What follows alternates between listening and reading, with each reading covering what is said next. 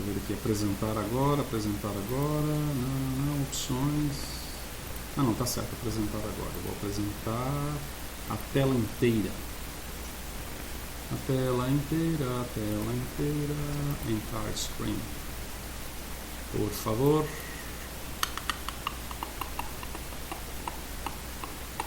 Tá, beleza. Aqui tudo indica que a tela inteira está sendo apresentada.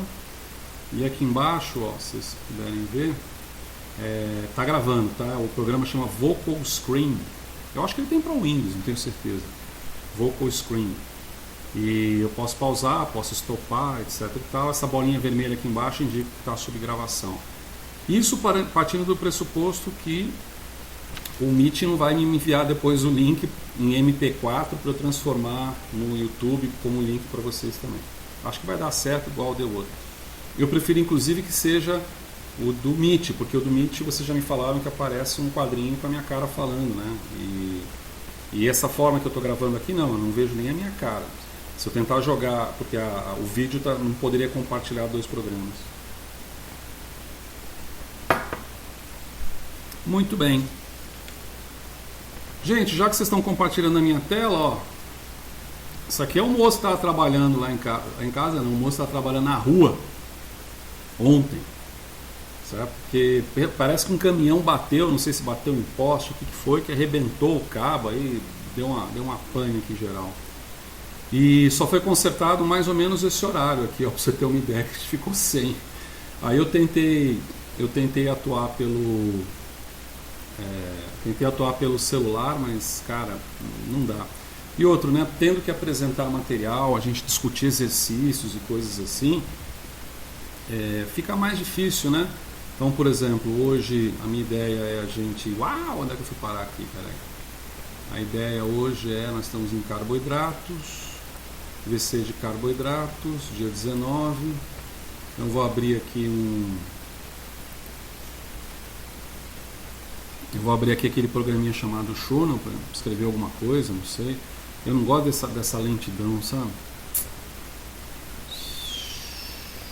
Ele fica lento com essa gravação, fica bem mais lento. Bom, vamos ver. Até agora ele não abriu o programa. Ele não abriu o programa. 13.7? Tá, tudo bem, não tem problema não.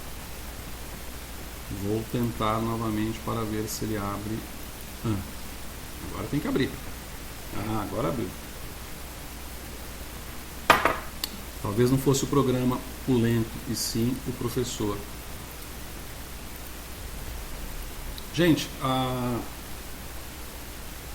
queria começar então essa VC, na verdade, com alguns recadinhos. Eu anotei os recadinhos. Cadê os recadinhos? Tá aqui. Em relação às avaliações que a gente está fazendo, tá bom? Eu identifiquei, vocês podem notar que vocês têm acesso, né, a um relatório do Moodle que contém as notas de vocês por cada atividade. Então, eu tinha comentado com vocês no final um era o regime especial de estudos, né, o REE, e agora é o ensino remoto emergencial. Então, no primeiro, eu não corrigi, né, a gente virou aí agora para junho. Quando que a gente voltou? Agosto? Aí botei as correções para vocês e utilizando agora o Moodle, eu acho que eu consigo colocar e postar toda semana os resultados das atividades de vocês ao longo de cada semana, que aí vão ser muitas atividades. Então tem como você acompanhar ao longo desse processo todo como é que você está, tá certo? E nesse ínterim, se alguém perder alguma atividade, o que é pouco provável que venha a perder, porque a gente não dá atividade naquele horário, naquele dia. A gente está dando atividade para ele fazer durante 3 ou 4 dias. Né? A atividade de hoje, inclusive de carboidrato, ela foi lançada ontem às 3 horas, mas aí deu algum pau aí de internet. Depois eu fui ver hoje de manhã que a atividade não estava, ela estava presa. Eu soltei a atividade na parte da manhã, então ela está correndo. Quando eu estou falando aqui, a atividade estava correndo. Até sexta-feira, meia-noite, ela está correndo. É pouco provável que alguém vai perder alguma atividade de uma maneira acidental, não é acidental que fala, por um problema muito sério. Né? Às vezes você tem um problema sério, faltou o link de internet na hora, é um problema sério. Tive um médico que tinha agendado comigo exatamente naquele horário, mas a gente está trabalhando de forma síncrona. Então a única coisa que a atividade tem por premência é que você a contextualize, você a realize em 1 hora. 4, 5 perguntinhas sempre, tá? Em 1 hora. E aí você escolhe qual que é a melhor data nesse prazo de 3 ou 4 dias. Mas ainda assim, eu vou facultar a quem tiver perdido alguma atividade o direito de substituição. Tá gravando, eu não posso depois falar que não falei, né? Esse é um problema do ensino remoto, né? Fica documentado. Eu vou facultar quem perdeu, e somente para quem perdeu, eu vou facultar uma substituição de uma atividade só, que obviamente, como são 15 conteúdos diferentes, o aluno vai escolher os conteúdos. Eu é que vou escolher os conteúdos e vou nivelar esses conteúdos em um determinado momento, tá bom?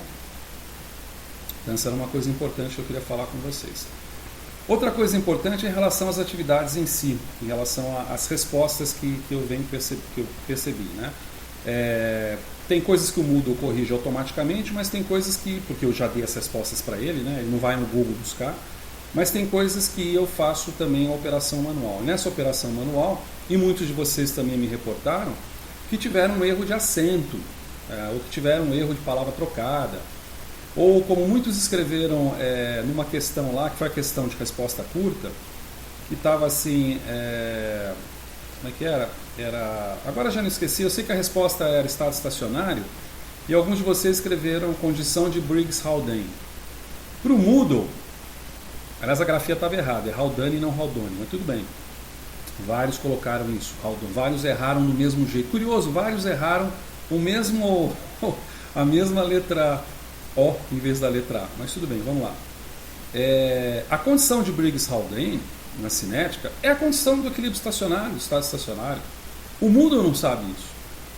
Tá? Então eu fui lá, e vocês podem notar nessas notas que estão sendo disponibilizadas para vocês, né? Isso é legal, né? Quer dizer, você chega lá, você entra no Moodle, clica no seu quadro de notas e você tem atividade por atividade as notas que estão lá. Você pode ver que as notas devem ter mudado de muitos que colocaram acento ou colocaram essa condição que eu mencionei, etc. Por outro lado, aliás, falar por outro lado, deixa eu ver aqui se tem alguma coisa. Não tem nada no chat, é porque está funcionando. Se não tem ninguém xingando no chat aqui, é porque está funcionando. Se for me xingar alguma coisa, uso o áudio, que é preferível, porque aqui por enquanto não, a gente não começou a aula direito, eu só estou dando aqueles recados de vigário, de paróquia, de cidade interior, né? Então não tem tanto problema. Na hora que a gente começar, que for para outro campo, para a gente trabalhar, eu fico sem acesso ao chat, eu teria que retornar ao chat, aí você dá um grito, Então isso era uma coisa. A outra era assim, quando se pede conceitos de resposta curta numa questão, é resposta curta, entendeu? Então, se eu estiver perguntando assim, o que é uma mitocôndria, isso significa que você pode responder do jeito que você quiser num campo determinado, não tem como. Agora, se eu perguntar qual a organela responsável por produção de energia metabólica aeróbia no organismo ou na célula, só cabe uma resposta. Aí você é obrigado a responder mitocôndria. Então, onde tiver perguntas dessa natureza, de resposta curta, eu estou revendo, obviamente, assim, vocês podem ter notado também, teve uma outra resposta lá, que agora não vou me lembrar, que foi também, tinha a ver, né, com o estado estacionário, também eu acabei considerando, mas colocar a resposta curta mesmo. Para o exercício de atividade de carboidratos, que já está operando, tem resposta curta lá também. Mas a resposta curta veio até exemplificada, que é para não dar pau. Entendeu? Assim, ó, sua resposta curta tem que ser assim, ó, exemplo, 2 pontos, pei, pau, pum. Entendeu? Então tá bem claro. Resposta numérica também, tá? Eu, por ser um curso de graduação, ainda que seja da química, que vocês são fera, aí, 6º período, 7º e tal, eu não estou cobrando, por exemplo, as unidades em contas numéricas. Aliás, essas continhas elas devem perdurar mais uma semana. Depois a gente entra em metabolismo, nas rotas metabólicas, e aí o assunto ele vai permear muito mais como que as rotas metabólicas ocorrem do que ficar fazendo continha. Mas ainda semana que vem tem que a gente discutirá sobre o metabolismo. E metabolismo envolve você saber, sabe que você pega, por exemplo, um miojo, aí você vê atrás do miojo aquela composição em calorias de cada ingrediente, então é mais ou menos isso, né? Quer dizer, a gente tem às vezes fazer uma continha lá que tem a ver com a caloria daquele alimento, ou o gasto energético, alguma coisa assim. Mas já é mais ou menos terminal. Não colocar unidades em perguntas, tá? Então eu não estou cobrando unidades, se é joule por mol, alguma coisa assim, você não coloca, porque se é uma questão numérica, o Moodle vai dar uma olhada e vai ver se você colocou um joule por mol do lado, é porque não bateu com aquele número 10 que era para ser a resposta. A resposta era para ser 10. Deu joule por mol é porque não é só 10. Então é uma interpretação também automatizada. E venhamos e convenhamos, né? Tem umas facilidades para o professor, eu tenho que admitir, que é o fato de eu poder ter vários desses processos correcionais sendo automatizados. Perde-se 5 vezes mais o tempo de elaboração da atividade em si, por parte do docente. Você tem que despender muito tempo. Por exemplo, questões de múltipla escolha, vocês já devem ter percebido isso no ensino presencial. Você erra uma questão de múltipla escolha, mas você não sabe o que você errou. Aí você vai lá no professor e fala, professor, por que eu errei isso aqui? Professor, por que eu errei aqui, professor? Aí ele fala, não, você errou por causa disso. Então o Moodle permite isso. Aliás, coisa que o Google Classroom não permite. O Google Sala de Aula, que eu estou experimentando, ele não permite, ele permite você dar a resposta correta, mas ele não permite dar a resposta errada. E vocês devem ter percebido em questões de múltipla escolha que eles estão oferecidas as respostas erradas. Isso facilita, obviamente, o processo correcional e me permite, ao invés de dar 3 avaliações em que a gente fica suando a camisa 3 dias corrigindo, a gente dá umas 15 avaliações, vocês não acumulam matéria, não acumulam conteúdo, fica uma coisa mais, né, pontual. Uma coisa mais pontual. Beleza. Nessa experiência do Google Meet, do Google Sala de Aula, né, do Google Classroom com o Moodle, neste momento, pelo que eu experimentei, se alguém quiser verbalizar alguma coisa, por favor, fique à vontade. Se quiser escrever em texto do chat, fique à vontade. Eu estou achando que o Moodle ainda é superior, sabe? Ele dá a curva eles chamam de curva de aprendizado. A curva de aprendizado do Google Sala de Aula é muito rápida, tanto para o aluno que está acostumado já a mexer com esse tipo de plataforma de Google, como para o professor. A curva de aprendizado do Moodle, ela é mais lenta. Para o aluno é um pouco mais lenta só, não é muito não. Para o professor, cara, tem curso para tudo quanto é lado, porque ele é cheio de truque. Uma das coisas que eu pretendo manter o Moodle é porque ele tem um número maior, uma amplitude maior de atividades diferentes que você pode fazer. No Google Sala de Aula, o número de atividades é mais restrito, tá certo? A capacidade de analisar o aluno, verificar o que ele fez questão a questão, corrigir uma questão, recorrigir questões também é um pouco maior, a rastreabilidade dele é um pouco maior. Ele permite, como eu mencionei para vocês, oferecer respostas erradas. Se você anotou uma coisa lá como sendo errada, ele fala por que está errado, deixa que você redija isso. Mas sem dúvida, né, vocês devem estar enxergando, a interface ela é mais ágil, né? A atividade está aqui, inclusive, estou visualizando que tem um aqui entregue. E apesar de ter só um aluno que entregou aqui pelo carboidratos, eu já bloqueei, tá? Eu já bloqueei essa atividade de ser realizada de carboidratos pelo sala de aula.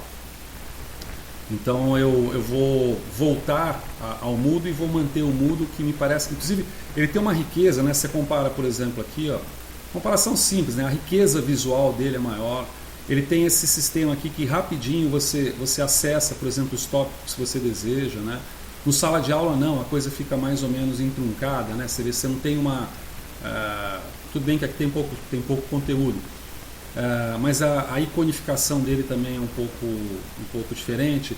Por exemplo, eu clico aqui em videoaulas, ele me dá as videoaulas que depois eu tive que colocar em número para o aluno poder identificar qual videoaula é qual. Uma coisa que eu gostei é que ele dá o tempo das videoaulas. Vocês viram? Eu falei para vocês que ia baixar os tempos, né? Então aí 10 minutos, 11 minutos de videoaula. E o Moodle não. O Moodle já não te dá esse tempo, é meio chatinho, mas permite você colocar a coisa de uma forma mais pedagógica. Em síntese, ele é uma plataforma gratuita pedagógica. O Google Sala de Aula é uma plataforma gratuita pedagógica, mas, primeiro, não é tão pedagógica, é relativamente nova. Se você for procurar livros, eu procurei vários, e tutoriais, não tem coisas tão avançadas assim quanto o Moodle, flexibilidade menor, e ela não é gratuita totalmente, tá? Então, por exemplo, esse tempo que vocês têm de 60 minutos para realizar uma atividade, no Moodle, no Google, no sala de aula institucional, exatamente hoje está sendo discutida uma minuta para verificar como que os plugins ou os módulos do sala de aula poderão ser acessados para os professores instalarem, porque em princípio é proibido, porque você acessa um fornecedor externo. Alguns desses módulos são pagos e alguns desses módulos oferecem a degustação gratuita, mas o gostosão mesmo dele é pago. E um deles é um módulo para você definir a prova, a avaliação, a atividade num determinado período, tá? Bom, então, dito isto, então estou colocando para vocês, porque apesar de me dar mais trabalho, dar-me, né, me dar é feio, dar-me mais trabalho usar o Moodle, eu estou achando que ele é melhor, tá? Para a gente poder trabalhar e para a gente poder seguir com vocês. O Google, o Moodle também tem outra coisa. O Moodle, eu tenho algum problema, eu tenho alguma dúvida, eu preciso instalar alguma coisa, eu entro em contato com o SEAD e rapidinho eles veiculam isso. O Google Sala de Aula, ele está ligado ao NTI. O NTI tem uma fila desse tamanho de coisas para resolver. Então isso também pode ser algo que delongue mais tempo. Então eu vou tirar o bichinho de cá, vocês já estão vendo. Esse aqui não precisa mais ver que a gente já está em sala de aula, né? Voltamos para cá. Bom, a aula de hoje é uma aula cuja intenção é versar sobre carboidratos. Como eu disse, a atividade já está correndo. A aula da semana que vem é uma introdução ao metabolismo, então vamos conversar um pouco sobre carboidrato. Tá? Como eu já tinha colocado antes para vocês também, não é do meu interesse dar uma aula de carboidrato. Seria uma tremenda de uma sacanagem se vocês me cobrassem para dar essas aulas todas aqui, porque, cara, isso aqui dá um trabalho, bicho. Quando eu fazia aquela aula lá que durava 1 hora, pô, beleza, você pega, joga 1 hora no Moodle, fechou. Essa aqui não, você faz um pouquinho, joga no Google, no YouTube. Faz um pouquinho, joga no YouTube e joga no Moodle. Faz um pouquinho, joga no YouTube e joga no Moodle. Faz um pouquinho, né, faz uma organização melhor. Mas eu acho, fiquem à vontade no chat para colocar, eu acho que esse estilo de aula de 10 minutos, 15 minutos é bem melhor que o estilo de aula de 1 hora. Tá? E você vai diretamente ao ponto, né? Então você vê, aqui eu quero saber, tem uma pergunta lá da atividade que é sobre açúcar redutor. Papum, você vai aqui direto em açúcar redutor, tá certo? Aliás, vocês vão perceber que na atividade de carboidratos, que é essa 8ª atividade, olha só, a gente já fez 8 atividades, cara, é mole. Essa pandemia tá muito doida. E vamos chegar uns 16 atividades, hein? Quando você chega aqui e você abre a atividade, você vai ver que ao longo das questões aparecem alguns termos selecionados em azul também. Isso significa que se você clicar no termo, no meio da questão, no meio da pergunta, ele vai te projetar para um vídeo, vai te projetar para uma informação que está na plataforma do Moodle, foi colocado na plataforma do Moodle. Certo? Bom, então, se alguém quiser colocar alguma coisa, beleza, senão nós vamos seguir. E como eu não estou olhando para nada aqui, papum, aqui, então tá. Deixa eu tirar esse meu caderninho de dúvidas aqui que poderiam ter surgido. Alocar isso aqui um pouco melhor. Então o teclado agora vem para cá para a gente poder trabalhar com... Não sei se a gente vai trabalhar mais com a tábua digitalizadora também, o teclado, deixar os dois mais próximos assim, está bom, tá certo? A gente pode executar alguns exercícios de carboidrato. Bem, como eu disse, assim, esses momentos são momentos para a gente discutir dúvidas, resolver exercícios. Afinal de contas, todas as atividades que vocês estão fazendo são atividades, são exercícios, né? Então, o que não quer dizer que eu vou deixar quem não estudou, quem não viu os vídeos abandonado, né? Porque na verdade a gente faz uma recapitulação breve. Então deixa eu vir para cá, onde é que está? Está aqui, ó. Beleza. Então vou usar a tabuazinha aqui, ó. Carboidrato. Fechou? Deixa eu ver se está para cima ou para baixo. Para cima ou para baixo. Carboidrato. Ó, minha letra já está menos pior de ruim, né? Menos, né? Menos pior de ruim. Carboidratos. Bom, o que você tem que saber de carboidrato? Você vai na folha de objetivo, né? Naquela folha de objetivos, eu posso até recuperar ela aqui, mas não tem muito porquê. A folha de objetivos te diz mais ou menos o que é interessante que se saiba de carboidratos. Tá bem? Eu tinha uma informação que eu queria colocar também, que é interessante, não é propriamente da aula, mas que eu estava observando esse aqui, que é o seguinte. Ah, tá. É o seguinte, ó. Você já reparou? Só umas observações aqui, só curiosidades. Vou colocar aqui, ó. Curiosidade. Curiosidade. Você já reparou que o mel perde o doce dele, né? Ele perde, na verdade isso é chamado de dulçor, né? Hoje o pessoal fala muito em, como é que é? Não é orgânico não, é sommelier, né? Sommelier de cerveja, sommelier de chá, sommelier de queijo. Sabia que tem sommelier de água? Existe sommelier de água, é mole? Consulta, bate um Google para você ver. Pessoas que se especializam em perceber coisas diferentes na água, porque a gente aprende que a água é insípida, inodora e incolor. Aí como é que um sommelier vai poder atingir? Mas enfim, como é que ele vai poder trabalhar? Bom, o mel, ele perde o doce com o tempo. Isso pode ser inclusive na forma de uma questão, tá? Ele perde o doce com o tempo. Às vezes ele perde o doce também com a temperatura. Eu não sei se você percebeu isso. Então, por que ele perde o doce? Né? Por que isso ocorre? Né? O mel é extremamente complexo como um alimento, vamos considerar como um alimento, e ele é muito riquíssimo, ele é muito riquíssimo em sacarose, relembrando um disacarídeo, açúcar de cozinha, mas ele tem também glicose pra caramba e ele tem frutose, eu vou abreviar por fru, tá? Frutose eu vou abreviar por fru, é assim que se abrevia nos livros também, e glicose por GLC, tá certo?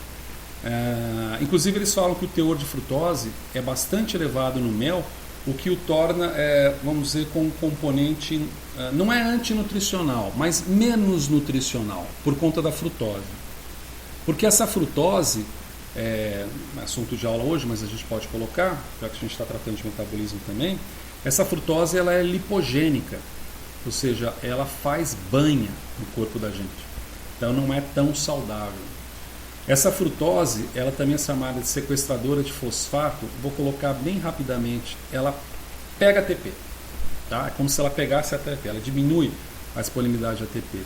E a frutose, ela também não seria neurotóxica, mas ela não chega a ser neurotóxica, mas ela impacta o sistema nervoso central. Vou colocar assim, ela impacta negativamente no sistema nervoso central. Quer dizer, o cérebro não gosta muito de frutose. A tradução é essa. Babei chato. Mas você tem aqui esses compostos. Em relação, por exemplo, à glicose, mesmo em relação à frutose, vocês viram aí ao longo das aulas que elas podem exibir, por exemplo, no caso agora eu viajei na maionese. No caso da glicose, você tem ela uma estrutura com uma piranose. Piranose seria com Y, só para dar uma de gostoso por causa dos livros. A piranose, recapitulando, ela tem esse nome porque é um açúcar derivado de um anel de pirano. Tá? Se não me engano, o anel de pirano clássico ele tem uma dupla ligação aqui e uma dupla ligação aqui, que eu não vou fazer aqui porque senão confunde. Tá? Então a piranose vai ter essa estrutura mais ou menos, que bota menos nisso, né? CH2OH. Aqui você vai ter um Hzinho, você vai ter um OH, que inverte, aí você vai distribuindo isso. Tá? Mas que essas estruturas elas podem entrar em equilíbrio com furanoses. Isômeros, né? Então, o carboidrato, dentro do capítulo da bioquímica, ele é interessante porque ele resgata da química aquelas ideias de isômeros, estereoisômeros, né? Epímeros, diastereoisômeros, enantiômeros. Né? Mas, a grosso modo, as furanoses vão ter uma estrutura mais ou menos assim também. Né? Mais ou menos assim também. CH2OH. Isso aqui entra em equilíbrio. Ocorre que a piranose ela é normalmente doce e a furanose ela é menos doce. E ao longo do tempo, alguns processos, inclusive enzimáticos, tendem a desviar, não é propriamente desviar o equilíbrio, não seria desviar o equilíbrio, tende a converter piranoses em furanoses que são menos doces. Isso dá uma característica melífera com menos dulçor. Uma curiosidade só que eu queria ter trazido para vocês aqui, tá bem? Isso ocorre também com doces à base de... Isso ocorre também, a mesma coisa, colocar assim, observação. A mesma coisa, ou pelo menos uma coisa parecida, ocorre, deixa em amarelo, com compota láctea. Compota láctea. Tá? Então, compota láctea são compotas que têm lactose. Só relembrando, lactose é um disacarídeo redutor, diferente da sacarose que não é redutora, é um disacarídeo. Esse disacarídeo ele é composto de galactose e glicose. Então ele é um disacarídeo com uma ligação entre uma molécula de glicose, e eu vou abreviar aqui por gal, melhor por gal, né? E galactose. Mas esses compostos lácteos, eles também têm alguma coisa de maltose. Maltose é colocada até em xarope, né? Malte, não tem a ver só com cerveja, que é uma delícia, mas tem a ver com xarope. Algumas compotas contêm maltose. A maltose, ela contém o isômero alfa, né? Portanto, isomeria configuracional, né? Alfa e beta, isomeria configuracional. Então ela tem a alfa-manose. Só para lembrar, a maltose é um disacarídeo composto por manose. Ixi, como é que eu coloco aqui? Já está aqui embaixo, deixa assim desse jeito. Né? Ela contém a alfa-manose. Essa alfa-manose, do mesmo jeito que o outro, ela é mais doce. Essa alfa-manose aqui ela é mais doce. E com o tempo, essa alfa-manose se converte em beta-manose. Só relembrando, alfa, a ligação que vai para baixo do plano, né, sagital, e beta, a ligação que vai para cima do plano, que diferencia o glicogênio da celulose, por exemplo, o amido da celulose, por exemplo. Né? As ligações no amido e, portanto, na sua estrutura constituinte, que é a amilose não ramificada, helicoidal, e a amilopectina ramificada, a cada 8, 10 resíduos ela é ramificada, é uma ligação do tipo alfa, que vai para baixo do plano. Ao passo que a manose, ao passo que a ligação beta da celulose, por exemplo, vai acima do plano.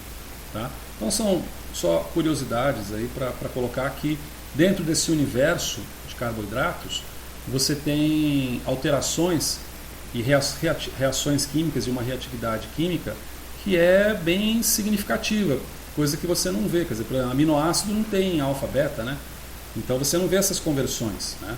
O que não quer dizer que uma pergunta do tipo, aminoácido não tem reatividade química? Tem bastante, mas não tem as mesmas que tem dos carboidratos, de aldeídos e cetonas. Certo? Bom, se vocês estão me acompanhando, bem. Senão eu vou continuar nessa sessão espírita solitária aqui, tá? Com todo respeito aos seguidores de Allan Kardec. E as irmãs Fox. Peguei pesado, hein? Vamos lá. Carboidrato. Sim, eu queria colocar uma outra coisa aqui, ó. Em solução, aí eu posso colocar na forma de uma pergunta, isso pode ser interessante. Pode ser na forma de uma pergunta. Eu tinha colocado aqui, entre outras coisas que a gente ia colocar, algumas perguntinhas, por exemplo, isso aqui são curiosidades, tá? São apenas curiosidades. Mas eu vou colocar algumas perguntinhas. Uma perguntinha seria o seguinte, ó. O aldeído, né?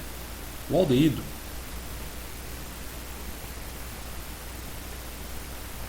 é bastante reativo. Vou colocar uma frase assim bem técnica, né? O aldeído é bastante reativo. Tá? Então nós estamos falando de aldeído, nada mais nada menos do que um radical qualquer aqui e o CHO, né? Ele é bastante reativo. Tá certo? Porém, a glicose, GLC, é pouco reativa. Espera aí, glicose. Um aldeído,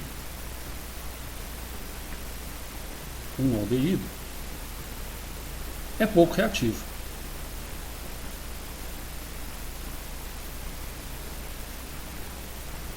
Dando uma de bom mineiro, por quê?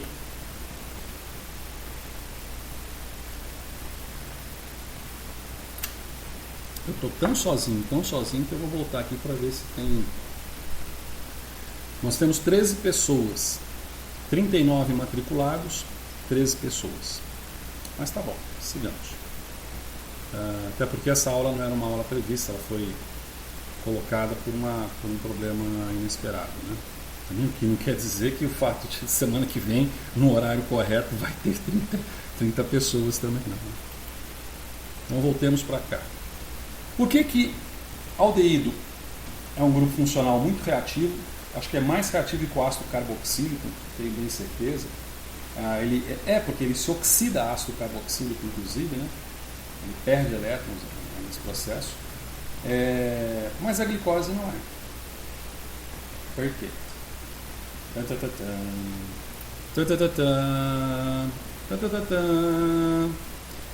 Por uma característica dos carboidratos.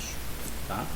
Os carboidratos, eles estão... Então, olha, a gente está falando alguma coisa assim, né? Então você tem lá, sei lá, C, O, H, e aí você tem toda aquela estrutura bonitinha, CH2O. Cara, eu devo ter colocado um monte de CH2OH aqui. Tem que ter 6, né? 1, 2, 3, 4, 5, 6. Agora tem 6. Aí você distribui aqui os OHs, né? No caso de uma D-glicose, Levroger, os livros colocam esse OH para a direita, né? Se for fazer uma D-glicose, tem esse OH aqui que seria responsável por esse D, e o resto se distribui ao longo do corpo, né? Ocorre que esse grupamento aqui, ele é bastante reativo. Tão reativo. Opa, peraí. Agora a cachorrada está latindo. Mas tudo bem, fica aí no áudio a cachorrada latindo. Tão reativo, que ele age inclusive no fechamento do anel, num processo de ciclização. Nossa senhora, o desenho torto. Num processo de ciclização que nós vimos, né? Então você tem isso. Ô, cara, tá difícil apoiar isso aqui nesse negócio. Cara, agora deu mais ou menos, vai. Um processo de ciclização que a gente viu, né? CO2OH, e aí depende se você quer colocar um OH aqui, então aqui é um H, aqui é um H, né? Que é um processo de ciclização. Né? Isso aqui entra em equilíbrio, obviamente isso aqui entra em equilíbrio, muito mais favorecido para esse lado. E é um processo de ciclização, apesar de a gente ter colocado em texto, a gente explica isso aqui de uma forma assim, o mais rapidinho possível, tá? O princípio básico é que você tem na estrutura aqui, um CH2O aqui, tá certo? Tá. E aqui você tem um CH2OH, e aqui você tem um OH, e aqui você tem um Hzinho. Então aqui você tem um primeiro carbono, um segundo carbono, um terceiro carbono, um quarto carbono, um quinto carbono. Você tem um H, tá? Você tem um Hzinho.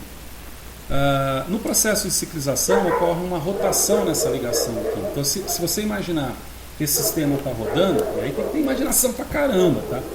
Se essa ligação ela vai rodar e o negócio está assim, ó, ao rodar, o que estava aqui embaixo, que seria aqui embaixo que seria a minha OH, ao rotacionar ele aparece aqui para a direita.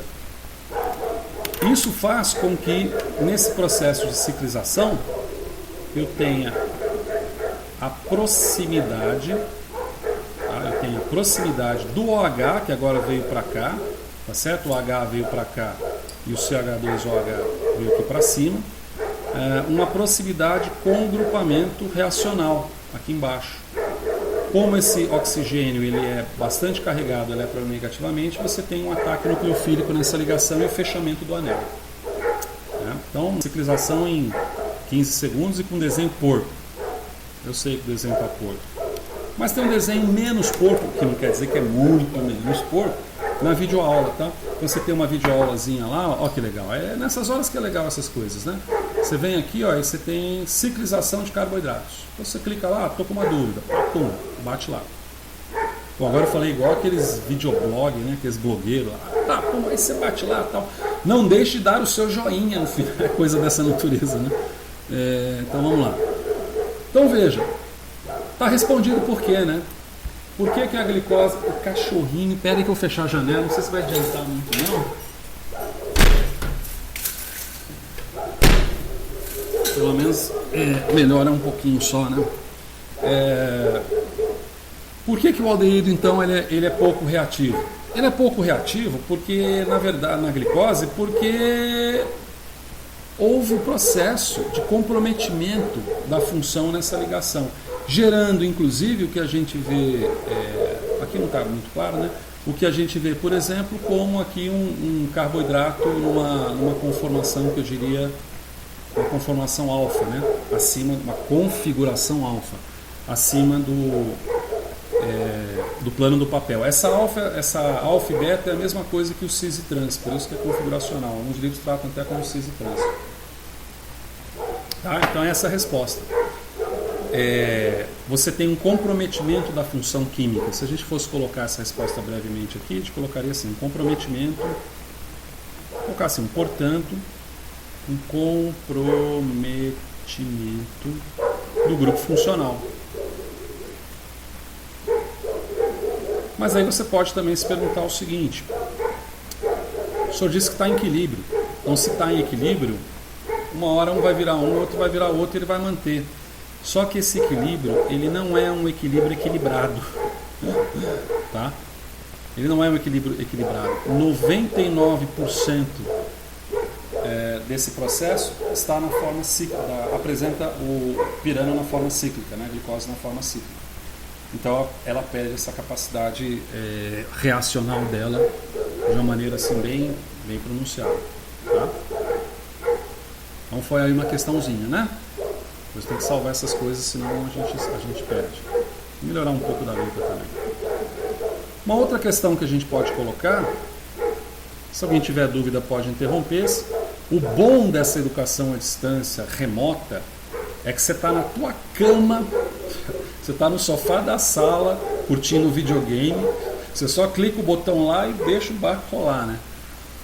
Enquanto o professor fica igual um tagarela do outro lado, blá blá blá blá blá blá blá blá blá blá blá blá, tomando chá, né? Cara, o Google Classroom tem uma coisa legal pra caramba, mas eu não pretendo usá-lo. Mas é muito legal, é sacana pra você e é legal pra mim. Ele tem um módulo que, se for aprovado na Unifal, vai ser uma loucura. Ele tem um módulo que faz com que o aluno, com a câmera dele, aí seria obrigado a ter uma câmera, né?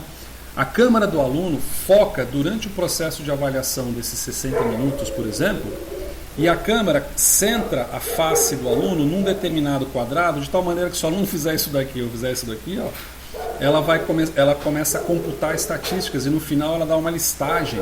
Eu fiz esse teste, instalei aqui em casa assim, por teste. Ele te dá uma listagem de percentual de quantas vezes o aluno saiu do foco da câmera, o que indicaria possivelmente cola. E se ele inclusive saiu para outro IP ou para outro link de internet que não aquele link sacramentado que era para ele fazer a avaliação. Show, né? Eita! É só o vírus ficar aí mais um par de meses para você ver que a universidade, as escolas vão ter que adotar esse tipo de situação. Mas como eu falei, o módulo é gratuito para você provar. Eu não sei se eu falei isso. Tem vários módulos bons, são gratuitos, mas são de outras empresas. Então, para a Unifal fazer esse tipo de acordo com outras empresas é complicado, porque é uma instituição pública, né? Como é que vai fazer acordo com a empresa? E alguns desses módulos é tipo cocaína na porta de escola para criança. Deixa você provar, você gosta, agora você paga. Entendeu? Não tem nem aquele papo do 30 dias. Ou então eles oferecem, ó, nosso módulo permite fazer isso aqui de legal, mas a parte gratuita mesmo só permite isso daqui que é mais ou menos básica. Sigamos, 1h43. Eu estou entendendo que o link não caiu, que está todo mundo feliz. Eu pelo menos estou. Botei alfa-vaca no meu chá. E canela. Canela é pura felicidade. Canela é pura felicidade. Tá. Outra questão que a gente pode colocar é o seguinte, ó. A ribose, A ribose é uma furanose.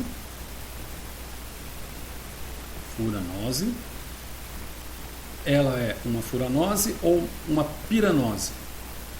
Então, relembrando para quem não viu os áudios, isso aqui é uma estrutura de anel, para quem não viu os áudios, tá? Isso aqui é um anel furano, uma furanose. Isso aqui é uma piranose. Isso aqui é uma piranose. Legal? Então a pergunta é, a ribose é uma furanose ou uma piranose? Por que eu coloquei essa pergunta? Porque às vezes você olha lá e você vê a estrutura de 5 lados aqui, ó, 5 lados aqui, você fala, tem 5 lados, então tem 5 carbonos. Né? E 6 lados tem 6 carbonos. E não é bem assim. Né? Se você olhar essas duas estruturas, 1, 2, 3, 4, 5, 1, 2, 3, 4, 5 aqui, e aqui vai dar 1, 2, 3, 4, 5 aqui também. Na verdade, 1, 2, 3, 4, 5, 6. Aqui deu 6, aqui deu 5. Aqui tá mal representado aqui. Eu tenho que ter o carbono 1, 2, 3, 4, 5. Bom, acho que eu contei errado. Seja como for, a piranose e a furanose são estruturas que podem entrar em equilíbrio também. Não são coisas absolutamente distintas. Tá certo? Tanto é assim que você tem então isomeria. Então é interessante, quando você fala em bote cardeira, que são isomerias conformacionais, isso significa que aquela estrutura, ela pode exibir a forma bote, ela pode exibir a estrutura da forma cadeira. Assim como, apesar da gente ver muito em livro, por exemplo, algumas estruturas de glicose muito fixas, como se fosse um hexágono, né? Um pirano, portanto, e a gente vê carboidratos com 5 carbonos, como a frutose, por exemplo, como um polígono de 5 lados, você tem esse equilíbrio isomérico que às vezes pode confundir à primeira vista. Então, se a gente observar aqui, eu vou puxar aqui o nosso bom amigo, como é que é o nome dele? JMOL, bem grandão aqui para vocês, e vou puxar aqui, vamos abrir aqui, ó, vamos abrir aqui, não vamos abrir aqui, vamos puxar da internet aqui, eu acho que eu consigo puxar da internet aqui. A gente abre eu perguntei por ribose, né? Ribose, então acho que seria ribopiranose. Acho que é assim que escreve, ribopiranose. Aqui, ó. Então isso aqui é uma ribopiranose, ou seja, é uma ribose. Né? Se você observar, você tem 5 carbonos, 1, 2, 3, 4, 5, né? 5 carbonos. E ela tem essa estrutura meio hexagonal desses 5 carbonos. Tá certo? Se a gente observar também o carbono anomérico dela, esse carbono anomérico dela, se a gente contar esse carbono anomérico, como ela está no anel de pirano, a contagem seria uma contagem. Como fala, gente? Uma contagem horária. A gente tem esse anel posicionado aqui, perdão, a gente tem a ligação do carbono anomérico posicionado aqui, né? E ele está mais ou menos no mesmo plano do papel, entre aspas, dessa estrutura. Então, quando ele está assim, mais ou menos no mesmo plano, é beta. Se estivesse para baixo, seria alfa, né? Mais ou menos no mesmo plano. Beleza. Então, você tem essa estrutura meio hexagonal, então ela pode exibir. A ribose pode exibir essa estrutura de... mas o cachorro... vamos lá. Mas a gente pode puxar também aqui, ó, uma outra estrutura, que seria, em vez da ribopiranose, pode puxar a ribofuranose. Papum. Veja.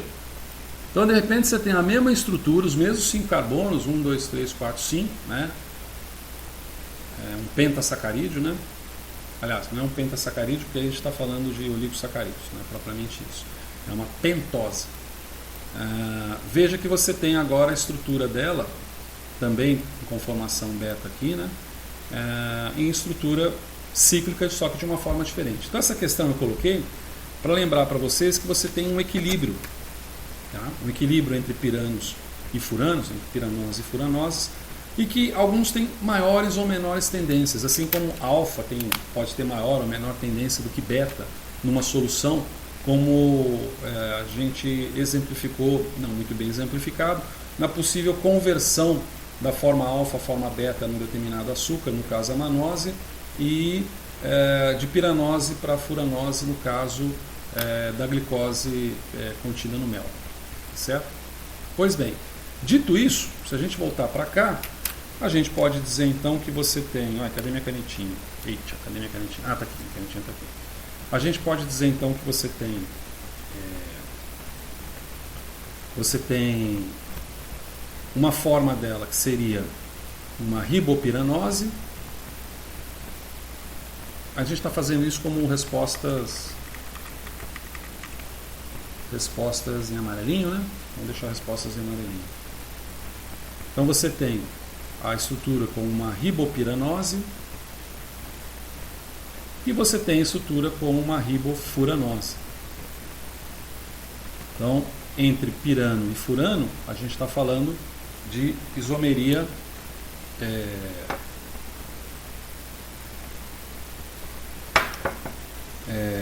isomeria constitucional.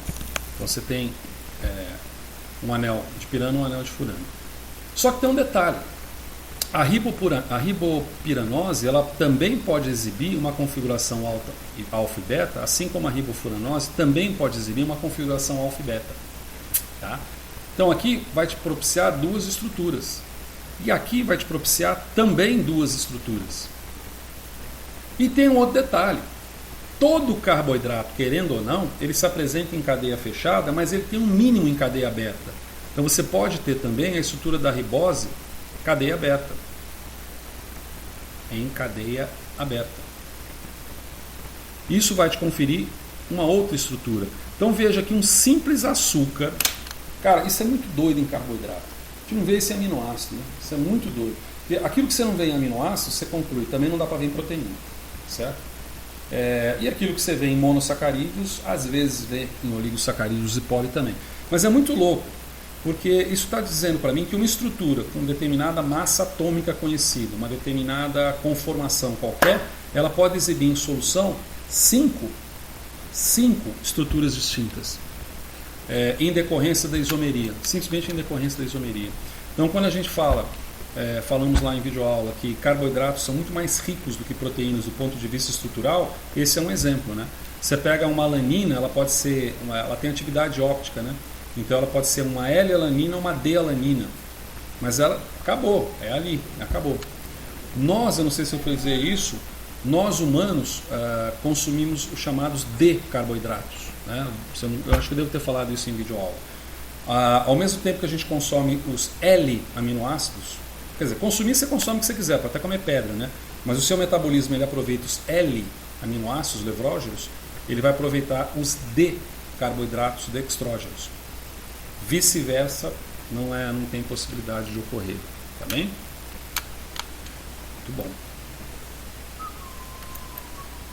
Então é bom que a gente vai fazendo vai resolvendo essas questõezinhas, né?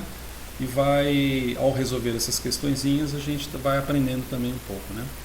Então, vamos colocar mais uma questão aqui, ó. Pei.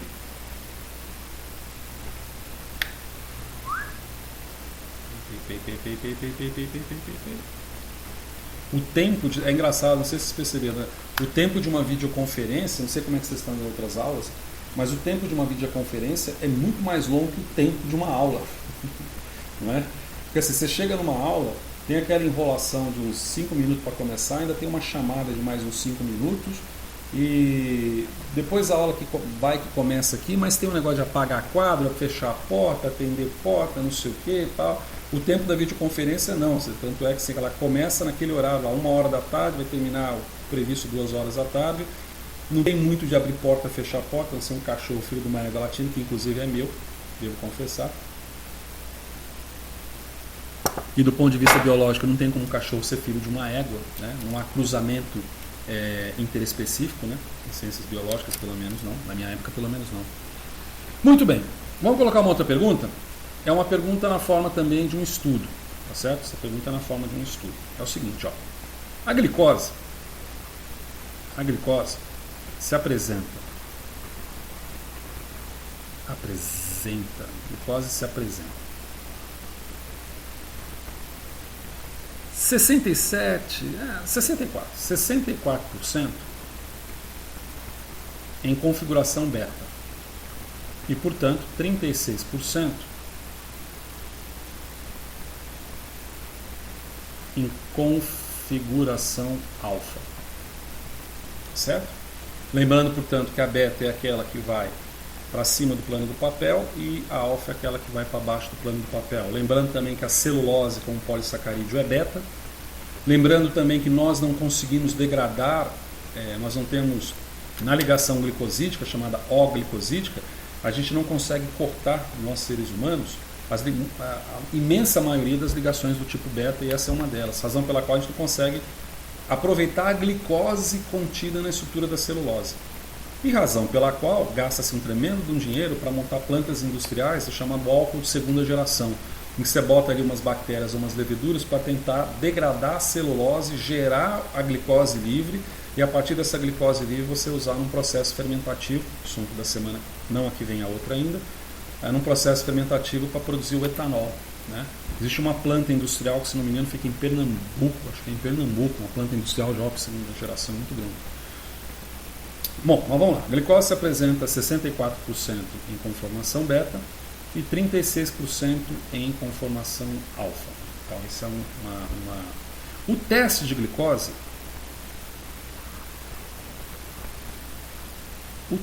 glicose, que é aquele teste, então é o teste de glicose, é o teste laboratorial, tá? Teste ambulatorial, melhor dizendo, porque laboratorial pode ser um laboratório qualquer, mas não é, ambulatório. Você vai lá num hospital, ambulatorial, 2 pontos. Estou abreviando aqui, não estou botando um português muito nítido também, porque às vezes até confunde, né? Você tem a estrutura chamada beta D, não sei se eu coloco a estrutura toda aqui, não, vou abreviar, cara. Beta D glicose, na presença de oxigênio, ela gera um produto formado de glicono lactona. As lactonas são bem interessantes. Dizem que o café é muito bom porque contém cafeína, deixa a pessoa desperta, mas bate um Google para você ver. Existem funções das lactonas presentes no café que são mais saudáveis do que a cafeína. E a cafeína não é saudável, né? A cafeína é propriamente saudável. Mas ela é ótima, né? Quando você coloca, por exemplo, chá verde misturado aqui com canela e um pouquinho de alfavaca, e gengibre, chá verde é cheio de... Mate também é cheio de cafeína. Mas vamos lá, isso aqui é um D, tá? Não é um O não, isso aqui é um D. D-gliconolactona. Mas além de formar D-gliconolactona, ela forma peróxido de hidrogênio. Essa é a reação feita do kit enzimático que é utilizado.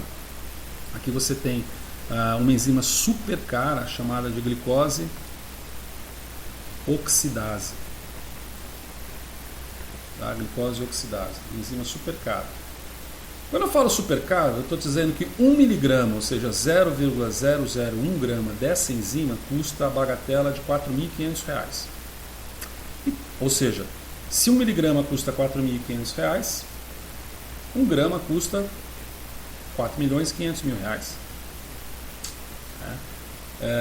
Por que é tão caro assim? Primeiro porque é difícil purificar e segundo porque, meu amigo, tem diabético espalhado para todo lugar desse mundo e gente querendo ser. Por hiperglicemia, alimentação, etc. Consequentemente, você tem um mercado aberto, muito vasto para fazer esse tipo de estudo e ganhar um tremendo dinheiro das indústrias, e as indústrias ganharam um tremendo dinheiro utilizando kits modificados diagnósticos. Há que se colocar também que essa glicose oxidase ela não é 100% fera não, ela consegue pegar até um pouco de frutose, um pouco de manose, mas muito pouco consegue pegar, quer dizer, quando a gente fala assim, as enzimas são específicas para o seu substrato. Manontropo, tem enzima que consegue pegar um pouquinho, vamos dizer assim, uma margem um pouco residual, mas uma margem de outros carboidratos. Como você não vai se entupir de manose nem de frutose, não tem problema, nunca vai dar falso positivo, falsa hiperglicemia. Mas vamos ao caso para não perder. Esse negócio aqui, esse peróxido aqui, você reage ele aqui com a chamada, grosseiramente aqui, amino, vou colocar um grupo amino, antipirina. Amino-antipirina. Isso gera um produto isso gera um produto. Vamos colocar aqui assim, um produto desse jeito, um produto vermelho. Vermelho, tá? Um produto vermelho. E é esse produto vermelho que você coloca num espectrofotômetro de um ambulatório, porque um espectrofotômetro custa R$1.000, R$2.000. R$1.000 acho que só caseiro, né? Caseiro. Mas R$2.000 você compra um espectrofotômetro. Os bonzinhos para ambulatório custam aí uns 20 mil. Aí depende do ambulatório, né? Você não vai comprar um espectrofotômetro, um negócio que você precisa ter 150 amostras por hora. Você compra um sistema de multiplacas. Cada pocinho tem 200 microlitros, né, 0,2 ml, mas você compra um sistema lá que tem 1.250 pocinhos diferentes, então você faz um monte de análise simultaneamente. Mas, vamos lá. Você pega essa glicose, joga nesse sistema aqui, ele reage com peróxido e gera um produto vermelho. Então a pergunta que a gente coloca é a seguinte: como esse teste pode ser preciso se só detecta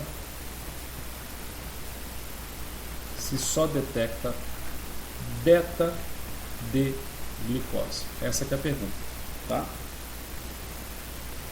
Quer dizer, da onde que vem a precisão de um teste desse se ele só consegue pegar uma parte?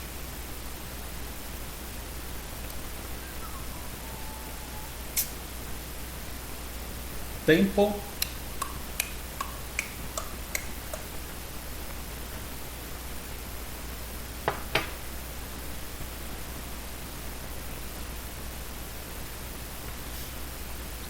Bom, a ideia é a seguinte: você tem lá 64% de beta, né? Aí a enzima vai atuar nesse 64% de beta aqui, não é isso? Então você tem a enzima. Não vai caber outra pergunta aqui, não vai? Deixa eu ver. Não, coloco numa outra prancha. Então você tem 64% de beta aqui e a sua glicose oxidase vai agir somente nela, correto? Ela age somente nela. E vai gerando o produto que se precisa para fazer a dosagem. Pois é, mas ela não pega a alfa. Ela não pega a alfa. Então ela não pega os 36% de alfa-glicose. Vou colocar aqui glicose, aqui glicose. Ela não pega. Ela só pega o beta. Só que veja, à medida que esse beta vai sendo consumido, à medida que ele vai sendo consumido, a proporção beta está aqui, alfa está aqui.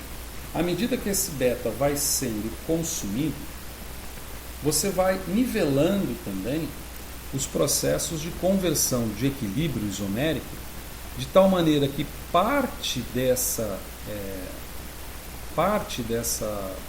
glicose alfa, ela é convertida na forma beta. E ao ser convertida na forma beta, ela fica passível de ser utilizada pela beta-glicosidase. Então, veja que você tem um exemplo aqui prático, tá? Em que você coloca conceitos de bioquímica, conceito de carboidrato, conceito de isomeria, conceito de isomeria configuracional, alfa e beta, e no qual você monta um teste diagnóstico ali que ele é plausível em decorrência, mesmo que a enzima seja muito específica, né? Nós vimos inclusive na parte de enzimas, tem enzimas que gostam só de substratos do tipo L, aminoácidos, né? Proteases, outros só de D. Essa enzima também, ela gosta só de beta, não gosta de alfa. Só que como esse processo ele é isomérico, essas conversões permitem que você tenha a glicose no formato beta e, portanto, o consumo ou a atividade enzimática no teste de diagnóstico. Certo? Muito bem, muito bem, muito bem, muito bem, muito bem.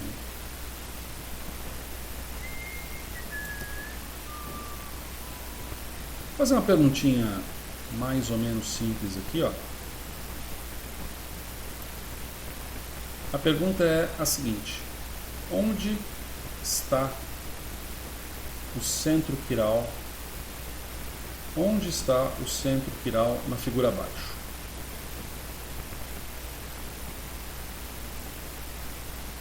Então, se você viu os vídeos, ou se você é da química, porque em química vocês veem isso pra caramba, né?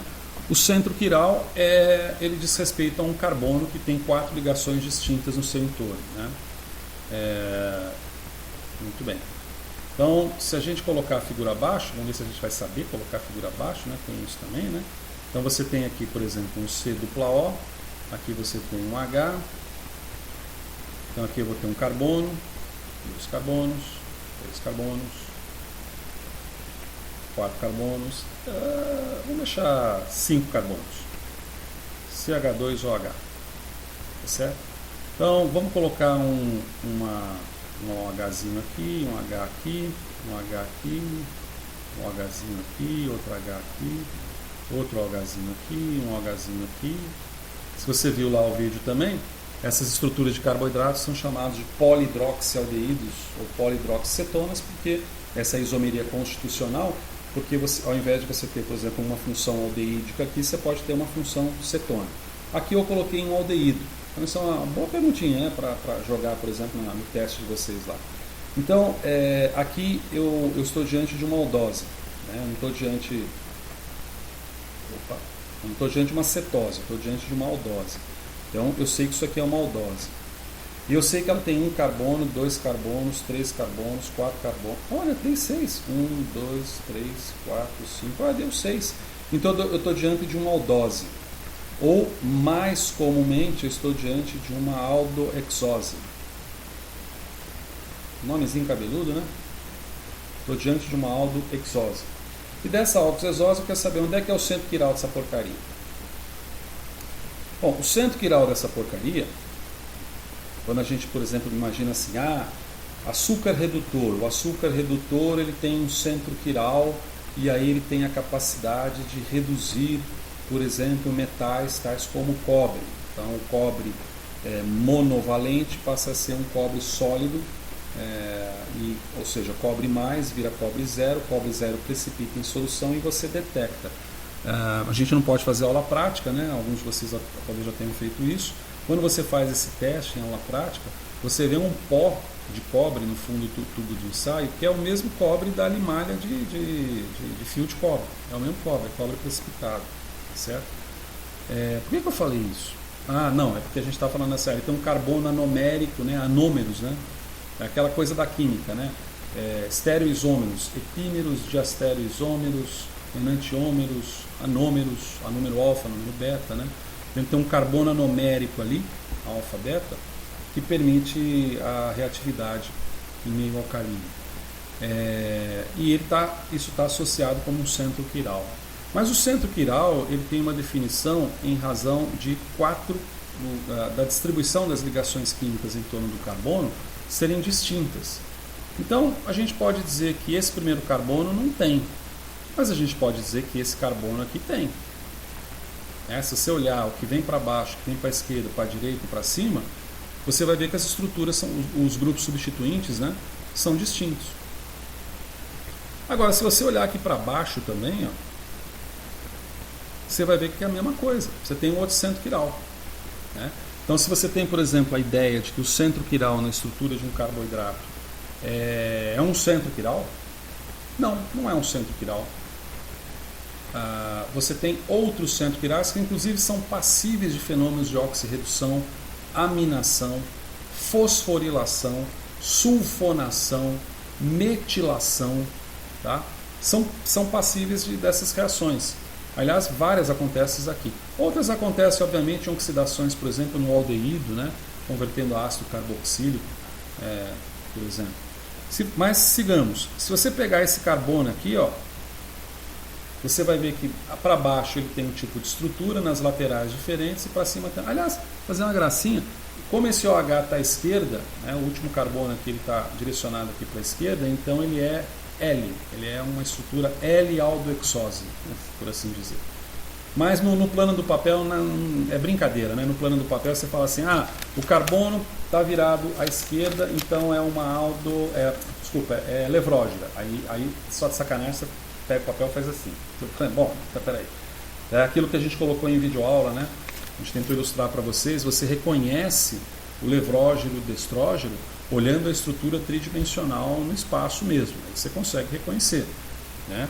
Pode até, se vocês não viram o vídeo, a gente recapitula isso brevemente, mostra uma imagem para vocês brevemente, trouxe alguns comentários a respeito.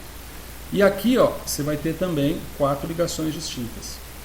Então veja que essa aldoexose, que a gente poderia muito bem chamar ela de glicose, principal monossacarídeo, mono, di, tri, tetra, oligos de um modo geral e polissacarídeos dizem respeito ao elongamento da cadeia de ligações químicas, ligações O-glicosídicas, porque O, porque é um OH que vai propiciar aquela ligação, aquele ataque específico ali, né?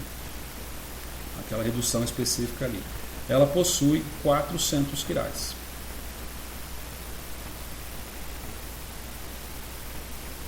Tá? Então é uma estrutura que possui 400 quirais. Beleza. Bom, beleza. Isso aqui já não dá para escrever mais nada aqui, né? Então a gente pode salvar aqui antes que perca esse negócio. Depois vocês vão xingar a mim e a meus parentes sobre isso, porque nós perdemos, né, a informação. Então isso aqui vai ser o que? Exercícios, VC de 19 de agosto. Era para ser VC 18, tá vendo aqui? Ó, era para ser VC 18, não rolou. Então a gente salva por aqui. Ixi. Ajuda nós, ótimo. E agora a gente faz também o seguinte. Moçada, o negócio está um pouco lento aqui. Ufa. Exporta como PDF, porque é essa exportação que eu libero para vocês normalmente. Certo, manos e manas? Então esses são alguns exercícios. Não, para cá. Não, para cá. Ah, não, tá certo sim. É só eu abrir ele como PDF. Não sei porque eu faço isso sempre. Tá, esse aqui é um outro, tá? Uma segunda prancha. Ok. Se alguém quiser levantar alguma questão, a gente pode discutir a questão. Se alguém tiver alguma dúvida que não seja diretamente ligada a carboidrato, fica à vontade.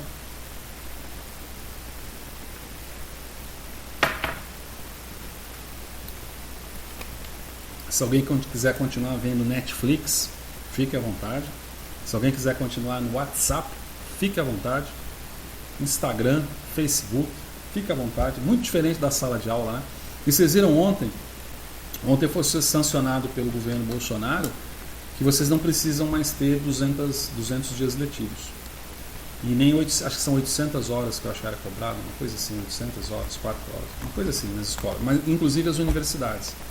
Então, acho que teve 6 emendas, não sei se são emendas, não, são 6 vetos que foram feitos, né, na regulamentação, mas aquela história, né? Se antes, você lembra, antes você estava em sala de aula, se você pegasse o celular para fazer alguma coisinha assim de WhatsApp, o professor já olhava para você, já botava para fora. Agora, meu amigo, eu sei lá se você está tomando sorvete com leite condensado e morango na sacada do seu apartamento em Miami, tentando ver isso, só com o sistema ligado. Então vamos lá, vai. Deixa eu ver se eu tinha mais uma outra curiosidade, ou se eu tinha mais alguma coisa para colocar em relação a esses exercícios. Tá.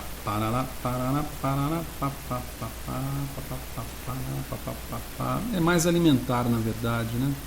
Isso aqui é mais alimentar. Alimentar e não elementar.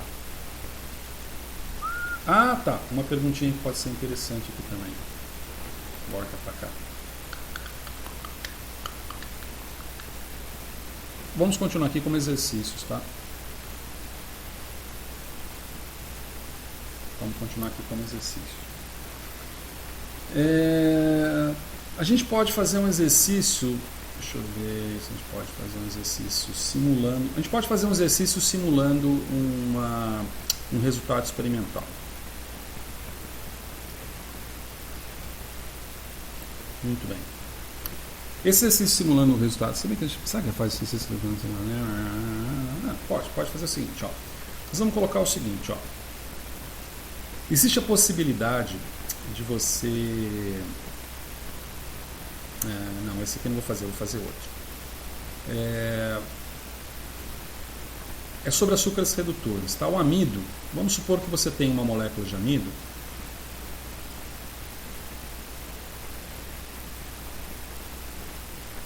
E aí a gente pode relembrar, e relembrar é viver, uhul, ihi. Então vamos lá. A gente pega aqui o nosso amigo Jmol. Do Jmol a gente vai em estruturas de carboidratos, estruturas de carboidrato a gente pega o amido. Amido é starch, então daqui a letra E. Letra E, start é letra E. Não tem, nem está aqui. Tudo bem, sem problemas. Então a gente tem uma estrutura aqui chamada de amilopectina. Olha que doida a amilopectina. É muito bonito isso, né? Eu acho isso aqui muito bonito. Imaginar que isso aqui existe, né? Que são estruturas absolutamente helicoidais, né? Aqui, ó, tá vendo? É uma estrutura helicoidal. Consegue perceber, né? Espero que sim. Vou ver se consigo trazer ele para cá. Mas que num determinado momento a gente não consegue observar. Isso é um pouco difícil observar a ligação química aqui, ó. Deixa eu ver se eu consigo mostrar para vocês. Eu estou chegando perto do computador porque eu enxergo. Eu também não só enxergo, mas eu não consigo mexer nisso direito. Não sei se você vai dar para perceber, acho meio complicado. Mas está vendo aqui, ó. Quero chamar a atenção. Aqui você tem o oxigênio de um anel de glicose. E se a gente colocar o primeiro carbono que vem à direita desse anel, vai ser o carbono 1, correto? E esse carbono 1 aqui, ele está fazendo a ligação O-glicosídica com o próximo carbono, com o próximo anel. Agora vamos ver se a gente consegue visualizar a ligação O-glicosídica. Opa, tá difícil aqui. Aqui, visualizou, né?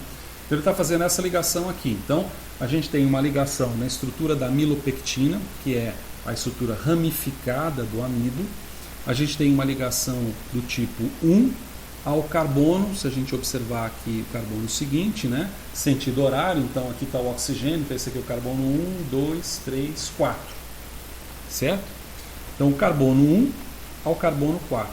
E se a gente observar um pouco mais, girando a estrutura, a gente vê que essa ligação aqui do carbono mostra o oxigênio indo para baixo, né? A ligação como um todo está indo para baixo. Então essa aqui é uma ligação do tipo...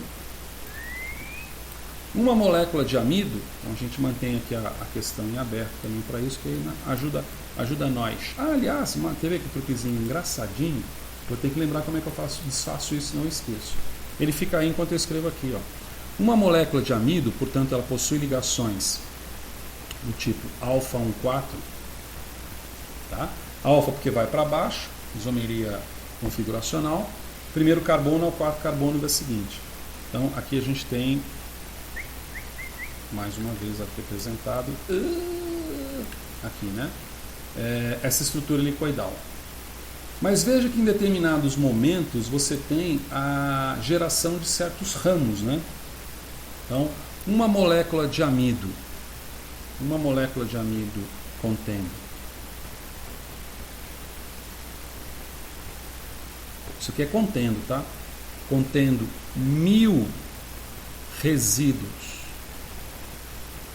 de glicose. Mais uma vez, lembra da palavra resíduo?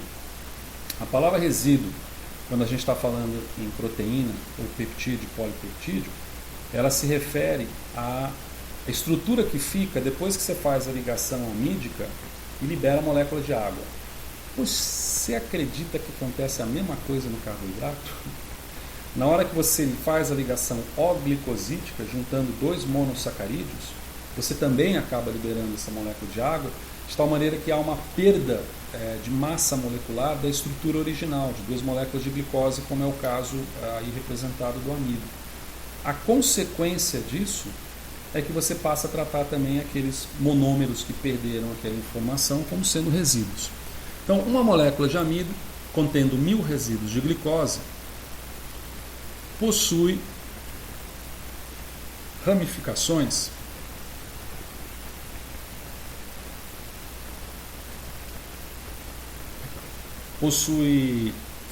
ramificações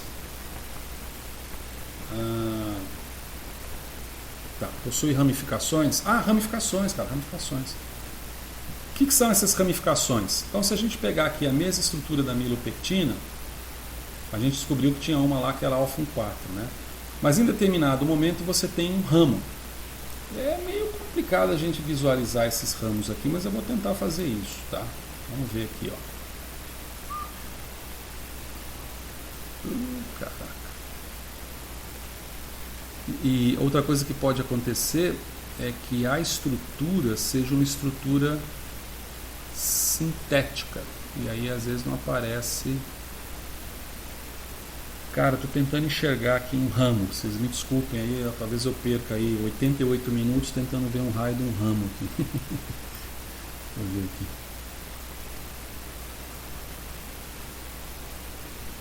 Caraca. Opa, vou jogar pra cá, vamos ver se eu consigo ver. Se eu não conseguir ver o ramo, eu abrevio a situação, tá? Eu abrevio a questão aqui, não tem problema.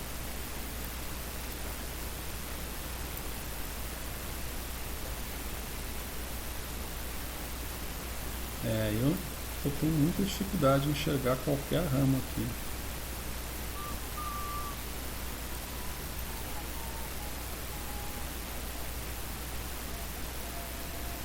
Eu acho que aqui é um ramo, ó. Aqui é um ramo. Eu acho que aqui que é um ramo. Por que eu digo isso? Porque você tem uma ligação que é feita aqui, ó. Vamos ver se você consegue enxergar. Isso aqui é a molécula de glicose. E essa molécula de glicose está ligada a essa outra molécula de glicose aqui, tá certo? Essa molécula de glicose aqui está ligada a essa molécula de glicose aqui, beleza? Tem uns comandos aqui que a gente dá, não vou ser louco fazer, acho que eu nem lembro disso também. Tem uns comandos que você dá no console que você apaga essa figura toda e fica só com as glicoses de interesse para fazer um estudo. Mas não é bem o caso. Se a gente observar essa primeira ligação, né, o carbono dessa ligação aqui, que vai permitir a ligação com a molécula de glicose no ramo, ele é o carbono 1, tá certo? Ele é o carbono 1 aqui. E está indo para baixo do plano também, tá vendo? Está bem, projetado bem para baixo. Então, uma ligação alfa, que vai de um carbono. Mas a outra molécula de glicose? Essa vai dar para ver nitidamente. Outra molécula de glicose está aqui, ó. Né? E aí você vai contar então para a direita. Então você tem 1, 2, 3, 4, 5, 6. Percebeu? 1, 2, 3, 4, 5, 6. Aqui, ó, 6. Isso significa que a ligação que a gente tem na estrutura de um ramo de amido, o amido é ramificado, ela é de natureza alfa 1,6. E a questão, hein? Eita, esqueci da questão, né? Então, isso é uma característica que as proteínas também não possuem. Você nunca vai falar em proteína ramificada, né? Tinha um seriado antigo, eu amava esse seriado, cara, chamava Arquivo X, sobre a possibilidade de interferência alienígena, monstros, uma série de coisas, né? Foi um seriado tão famoso que chegou a virar um longa-metragem. Um longa-metragem com continuação, mas aí já partiu para a avacalhação. Mas enfim, um dos episódios desse seriado, o indivíduo tinha uma doença genética de proteínas ramificadas que tornava ele muito mais nervoso, assassino, destruidor, etc., e muito mais potente. É como se tivesse, por exemplo, uma proteína muscular que sofre ramos, e esses ramos fazem com que essa proteína muscular ela aumente o potencial dinâmico de contração muscular, e aí o cara era um tremendo monstrengo, tá? Mas é interessante o embasamento, né, que os caras tomam, né, para isso.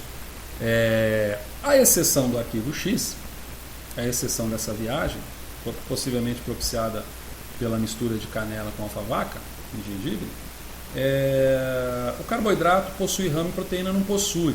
Isso é quase que eu falei um palavrão, uma tremenda de uma vantagem. Isso faz com que você possa, criando esses ramos, gerar conformações. Veja, para que serve uma proteína? Depende da proteína. A proteína tem a função A, função D, função D, função D. Para que serve o carboidrato?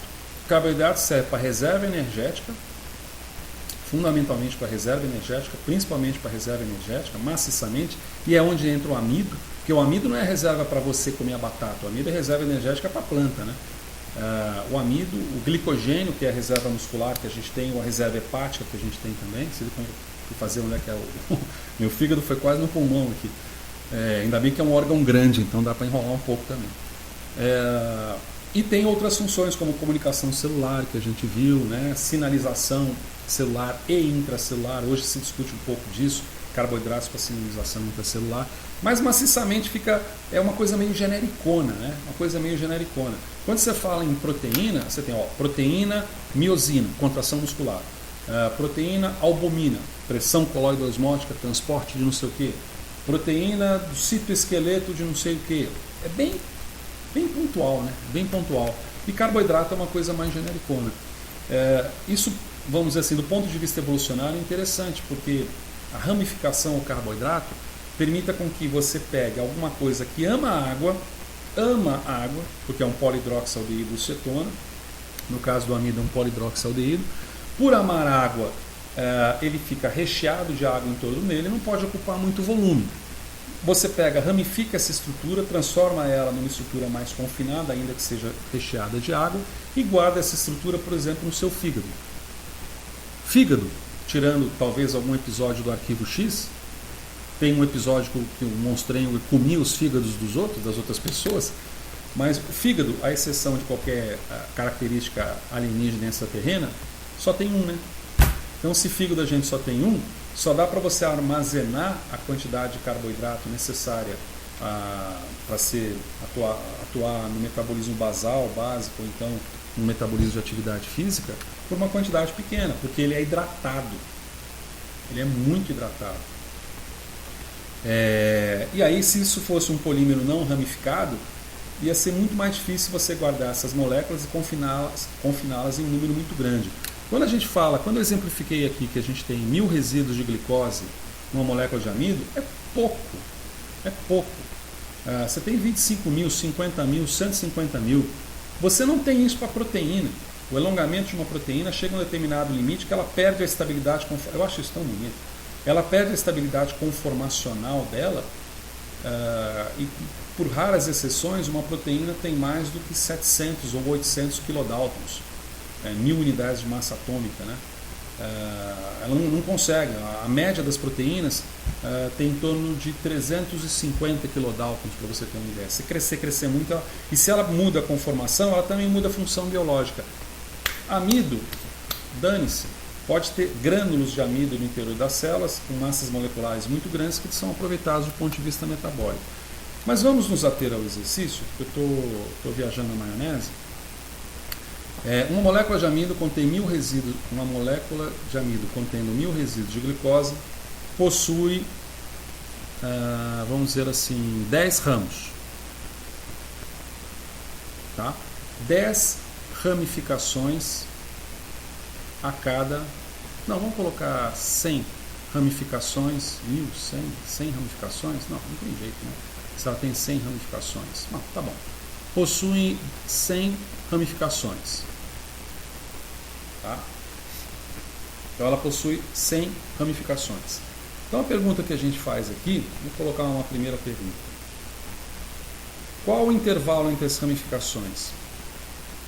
Se cair isso aqui numa avaliação, tá beleza, né? Qual o intervalo entre as ramificações?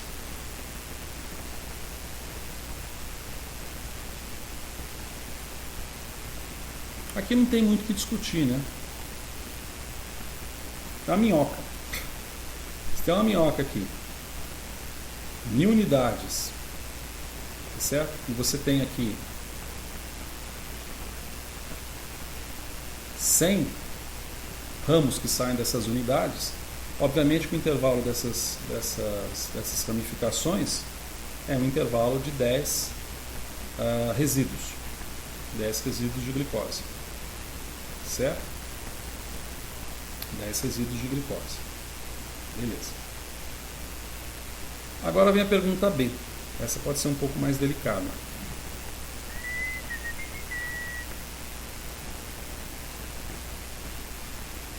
Quantos terminais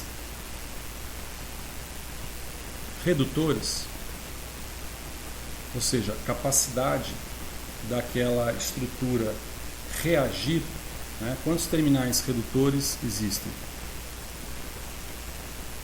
existem na estrutura.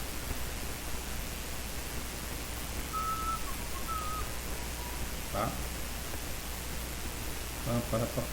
Bom, mais uma coisa, recordar é viver, né? Então, quando a gente fala em açúcar redutor é um termo muito empregado clinicamente, biotecnologicamente.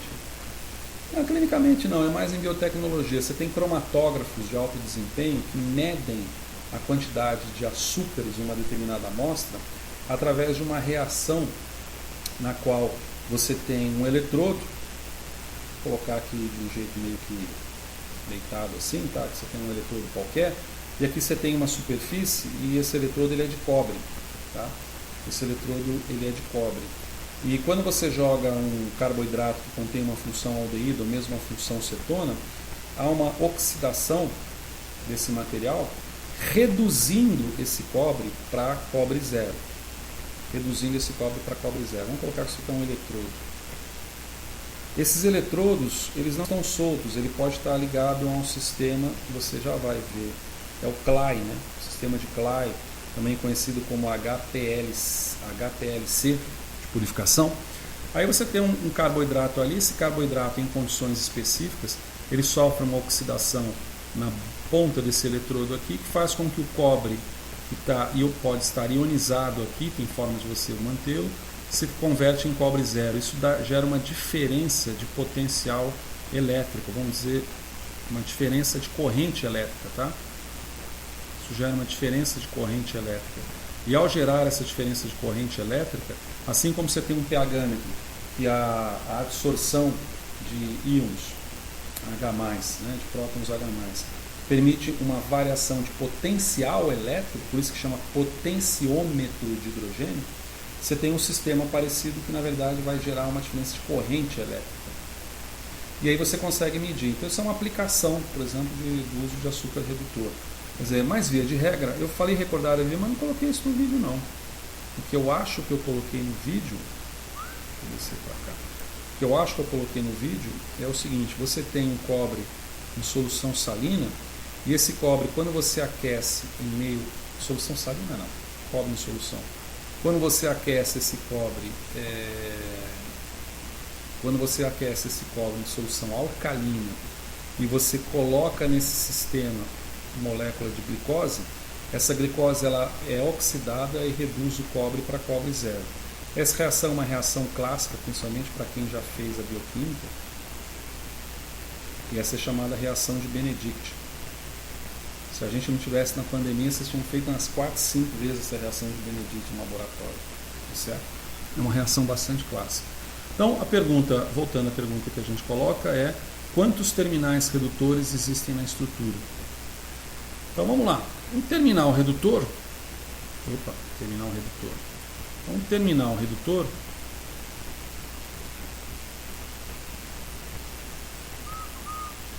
será um terminal que tenha um carbono anomérico.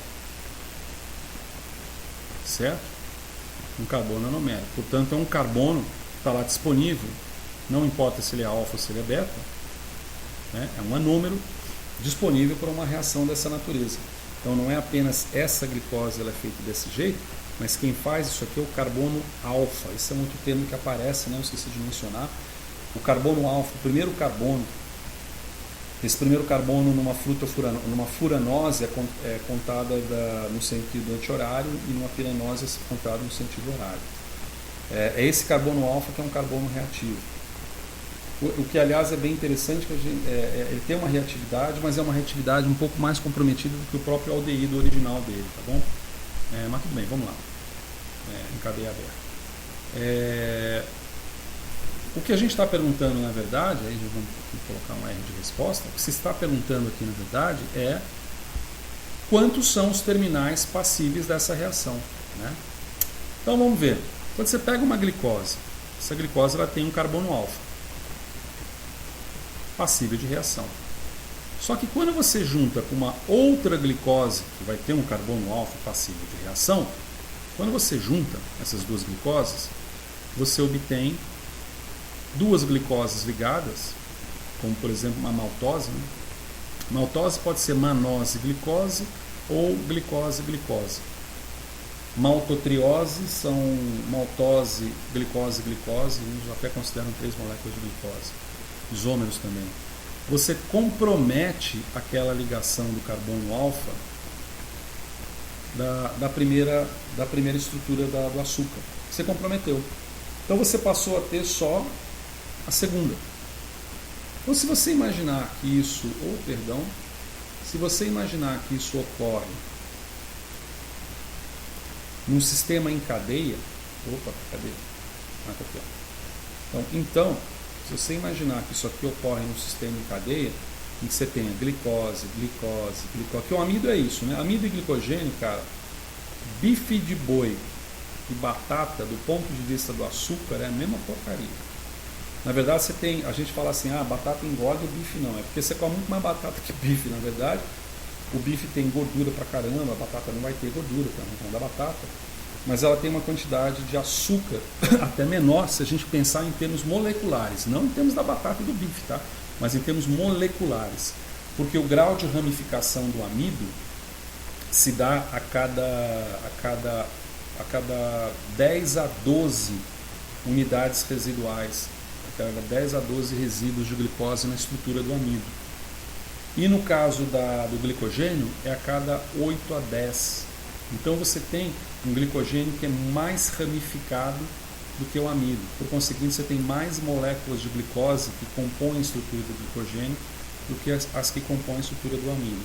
O que é bom pra caramba, porque nós não fazemos fotossíntese, a planta faz. Então a planta pega a luz, transforma em açúcar. Então para ela tá beleza, a gente não faz. Então é interessante que a gente tenha um aporte de ramificação maior para quando precisar. Você vai precisar quando? Quando você estiver com fome, no caso do fígado. É a primeira coisa que é liberada no estado de jejum transitório um pouco forçadinho, que é aquele, por exemplo, se almoçou ao meio-dia, agora vai lanchar às 5 da tarde, é a liberação de glicose a partir da queima do glicogênio como um combustível. Vocês vão ver isso no assunto da semana que vem, inclusive, como a queima de combustível, como fonte de combustível. Tá? E na musculatura também. Então na musculatura você tem o glicogênio armazenado ali, que pode ser empregado não porque você está com fome, mas porque você vai correr. E aí esse glicogênio ele é queimado para liberar moléculas de glicose o mais rápido possível. A gente está falando de um polímero de 50 mil resíduos de glicose, então você pode liberar muito esqueleto carbônico disponível. Voltando à pergunta, a última será um carbono alfa. Então veja que se eu tivesse uma solução aquosa com 1000 moléculas de glicose, eu teria 1000 terminais redutores. Se eu pegar essas 1000 moléculas de glicose, juntá-las todas num polímero que a gente pode chamar de amilose, que é o amido não ramificado, onde não surge o ramo, a gente colocou aqui como se fosse uma cobrinha ali no desenho aqui em cima, você vai ter somente um carboidrato redutor. E aí isso gera uma outra pergunta. Que, aliás, eu posso até colocar essa pergunta como um exemplo. É bobo, eu sei, mas eu vou colocar, tá? Vou colocar aqui embaixo. Por que quando é pergunta é separado, né? Quer dizer, eu falo que é meio bobo porque a gente está explorando isso, né? Se você pega isso, essa informação, sem explorar nada, também não é tão bobo. Na verdade é uma conclusão. Por que 1000 moléculas de glicose em solução reagem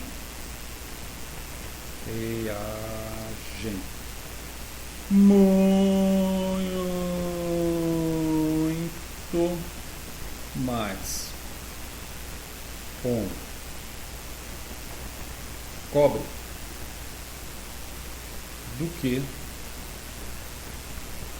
seu polímero. Aí, para mim, para bom entendedor, meia palavra basta, né?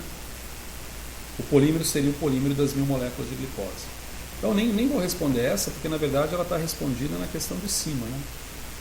Se você pegar um polímero e ligar glicose, só o último carboidrato vai ser redutor, correto?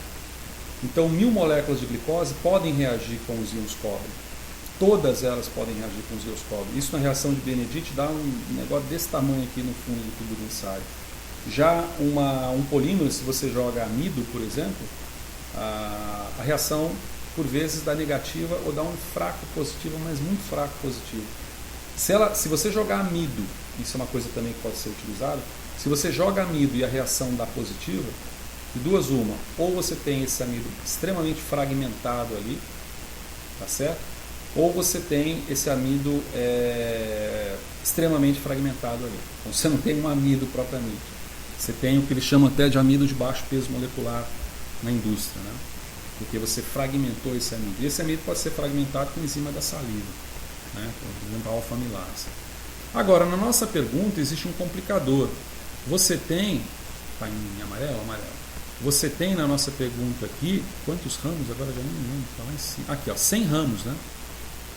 Se você tem 100 ramos, e esses ramos vão ter glicoses ligadas na ligação alfa-1,6, então isso aqui é uma ligação do tipo alfa-1,6, deixa eu subir um pouco, né? Beleza. Na ligação alfa-1,6 você tem 100 ramos, significa que você vai ter um ramo aqui, um ramo aqui, um ramo aqui, um ramo aqui, um ramo aqui, um ramo aqui, e todas essas pontinhas, portanto, terão um carboidrato redutor. Então a tua resposta final vai ser a seguinte: 100 mais 1. 101 terminais redutores. Tá certo? Isso partindo do pressuposto que a gente tem uma estrutura ramificada. Beleza? Muito que bom.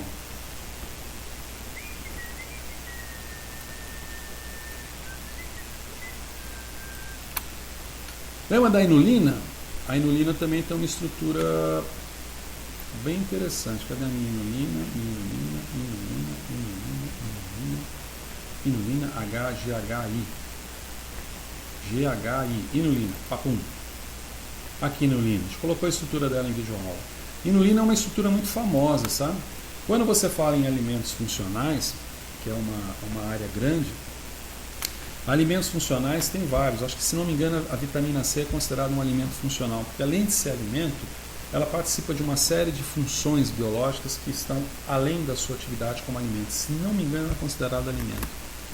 Mas você tem outros tantos, por exemplo, a batata tem um chamado amido insolúvel, acho que é amido insolúvel, no qual o organismo ele não degrada, as enzimas não atacam esse amido e você fica com fragmentos ali que têm alguma utilidade biológica. Assim são carboidratos tais como a inulina, que é baseado, se você observar a estrutura, isso aqui é uma frutose, tá? Isso aqui é uma frutose. Então, se você observar aqui a outra estrutura, outra frutose. Você pega as estruturas do miolo aqui, são todas frutoses, tá vendo? Frutose.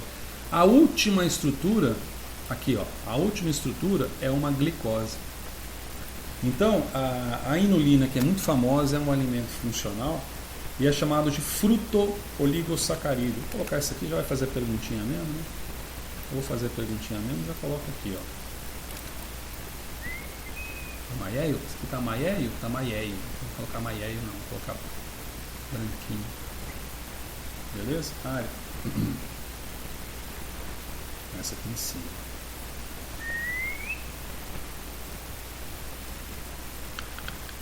A essa hora, numa sala de aula, ninguém já tinha batido a porta, saído, tomado café, voltado. O bom do sistema de educação remota é que vocês podem estar fazendo a mesma coisa, né? Beleza. Então, uma outra questão diz respeito à inulina, tá? A inulina é um fruto-oligosacarídeo. Fruto-oligosacarídeo. Considerado como alimento funcional. Considerado um alimento funcional. Esses oligosacarídeos têm abreviação, fruto-oligosacarídeos têm abreviação de FOS. Tá? Mas veja que na estrutura, a gente vai contar essas estruturas de moléculas de frutose aqui, tá bem? Mas normalmente ela tem aí, sei lá, ela tem aproximadamente 29 resíduos de frutose mais um resíduo de glicose terminal, tá certo? Muito bem, a pergunta que se faz é a seguinte. Não é propriamente para que serve, mas ela tem funções biológicas, alimento funcional tem essa questão. Quer dizer, isso aqui é um açúcar, mas é um açúcar que vai ter funções biológicas, né? Ela é considerada um imunoprotetor, a inulina é imunoprotetor, levemente antibacteriana, principalmente, levemente antibacteriana, e ela é considerada um imunomodulador, então ela regula a resposta imunológica do corpo. Foi isso que eu falei antes? Talvez, não sei. Bom, enfim, a pergunta é, por que a inulina não é degradada? Degradada. Por que a inulina não é degradada em nós, né, mamíferos? Nos mamíferos. Por que ela não é degradada nos mamíferos? Tá? Bom, ela não é degradada nos mamíferos, você pode falar assim, porque a gente não tem enzima para quebrar. Resposta maravilhosa, nós não temos enzima para quebrar. E aí vem aquela pergunta, por que nós não temos enzima para quebrar? Então vamos dar uma olhada nas ligações, tá certo? Nas ligações que são feitas dela. Opa. Isso se a gente conseguir observar a ligação direita aqui. Aqui é uma pauleira, né, cara? Deixa eu pegar aqui uma visualização um pouco melhorzinha. Talvez com essa daqui dê para ver melhor. Deixa eu ver a ligação aqui. Beleza. Ó, lembrar que a ligação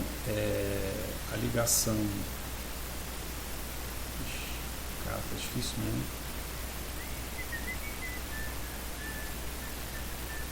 Deixa eu pegar aqui. Eu acho que vou conseguir pegar.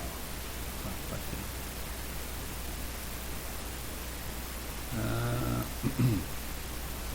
Tentando visualizar aqui, ó. Peguei aqui, ó. Tá aqui, ó. Tá. A ligação de uma frutose é uma ligação que se dá. Desculpa, deixa eu olhar para cá. A ligação de uma frutose com uma furanose e não uma piranose, ela não é no sentido horário, é no sentido anti-horário. Então veja que se a gente isola esse resíduo aqui, eu vou terminar, tá, gente? Pera aí. Na hora que a gente isola esse resíduo aqui, a gente não vai contar isso aqui como carbono 1, 2, 3, não, ela vai contar no sentido inverso. Tá? Então esse aqui é o carbono 1 e esse aqui é o carbono 2. Então esse aqui é o carbono 2, tá certo? Então ela tá ligando, essas frutoses elas estão sendo ligadas a partir do carbono 2. E a próxima estrutura em que ela vai ligar, se a gente observar para cá, né, sentido anti-horário, aqui está a molécula, é esse carbono aqui que é o carbono 1, tá certo? Então ela está fazendo uma ligação do tipo 2,1. Só que tem um detalhezinho, se você conseguir observar a ligação aqui, ó, da estrutura bem aqui, ó, você vai ver que, tentando medir as coisas, não quero medir nada, você vai ver que se eu mexer aqui a estrutura, o nosso plano do anel está aqui, tá? O plano do anel está aqui, eu mexo um pouco na estrutura, o plano do anel está aqui, e a ligação é feita aqui, né? Quando eu saio com esse carbono número 2 para cá da estrutura. Veja que ele está consonante ao plano do anel. Portanto, é uma ligação do tipo beta. Então, você tem aqui como resposta a ligação, então a ligação frutose é beta, não sei se você vai lembrar, beta 2,1. De modo geral, aí eu estou falando, né? De modo geral,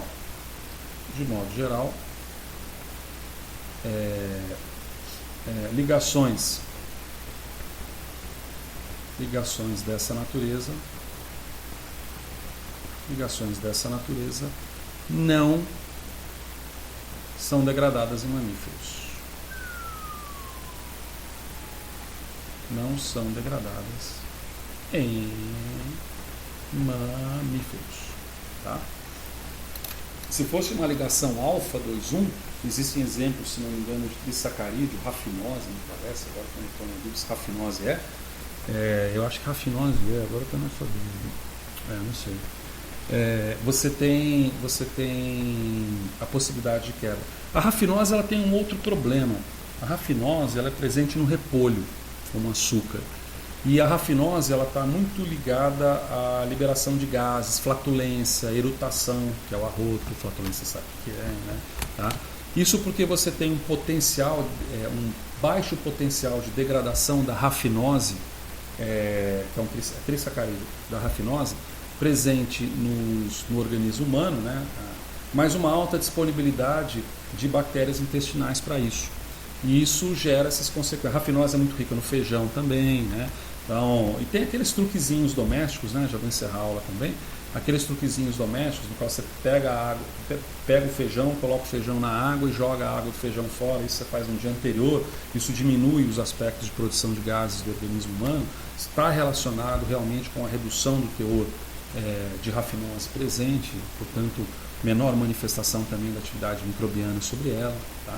Tem umas coisas legais assim de bioquímica que a gente encontra algum tipo de correspondência, tá certo?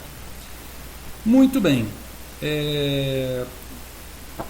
Bom, poderíamos fazer, tem mais umas 158 milhões de questões aqui, né? Mas acho que, de certa maneira, a gente conseguiu alocar nessas questões. Deixa eu só. Agora eu já posso tirar esse cara aqui, né? Ele está até me atrapalhando. Ah, não, mas a gente pode mantê-lo aqui. A gente pode mantê-lo aqui. Para exemplificar só duas estruturas finais. Isso aqui eu vou salvar como, quer ver? Não tinha feito nada, isso aqui é perigosíssimo. Então isso aqui vai ser como exercício 2. Exercício 2. E aí eu exporto ele também dessa forma. Ai, eu não gosto que ele faça essas coisas. Vou ficar calmo, todo mundo calmo. Congela. Agora vai. Exportar para PDF. Exporta para PDF como exercício 2. Outras estruturas que eu não sei se você teve oportunidade de trabalhar, né, por aqui, ou se você chegou a ver o vídeo ou não, peço que veja, porque é importante, como por exemplo a quitina. Né? A estrutura da quitina, ela é uma estrutura, a gente tem essa palavra, né? Quitina é a estrutura do carapaço de crustáceos, mas também é da barata. Né? Tinha uma época no Brasil, final da década de 80, que tinha concurso para você ganhar carro. O Big Brother veio, você começou a ganhar carro, se você ficasse muito tempo dentro de um carro com um monte de gente, o último a sair ganhava. Né? Mas havia concurso no politicamente incorreto em que o sujeito tinha que comer barata. Baratas importadas, baratas refinadas, baratas maravilhosas, mas eram baratas. A carapaça de crustáceos e insetos, de modo geral, é muito rica em quitina. E muita gente é alérgica alérgica a camarão, alérgica a lagosta. É consideravelmente pobre ser alérgico à lagosta, mas existe a deficiência de resposta imunológica em relação a algumas proteínas que contêm esses pescados, né? Esses crustáceos. Mas às vezes a alergia se dá somente na casca. E essa casca, se você perceber aqui a estrutura, ela é formada nada mais nada menos do que uma estrutura muito parecida com a glicose. Tá? É uma estrutura muito parecida com a glicose. Qual que é a única diferença que você tem? E olha, ela é um pouco mais linear. E por que ela é um pouco mais linear? Vamos dar uma olhadinha por que ela é um pouco mais linear? Tem tempo para isso? Eu acho que tem. No meu caso, eu acho que tem sim. Se a gente observar a ligação, vou pegar aqui a ligação que se dá aqui, ó, peito com pau. Deixa eu girar aqui, que vai dar para ver mió. Dá para ver mió.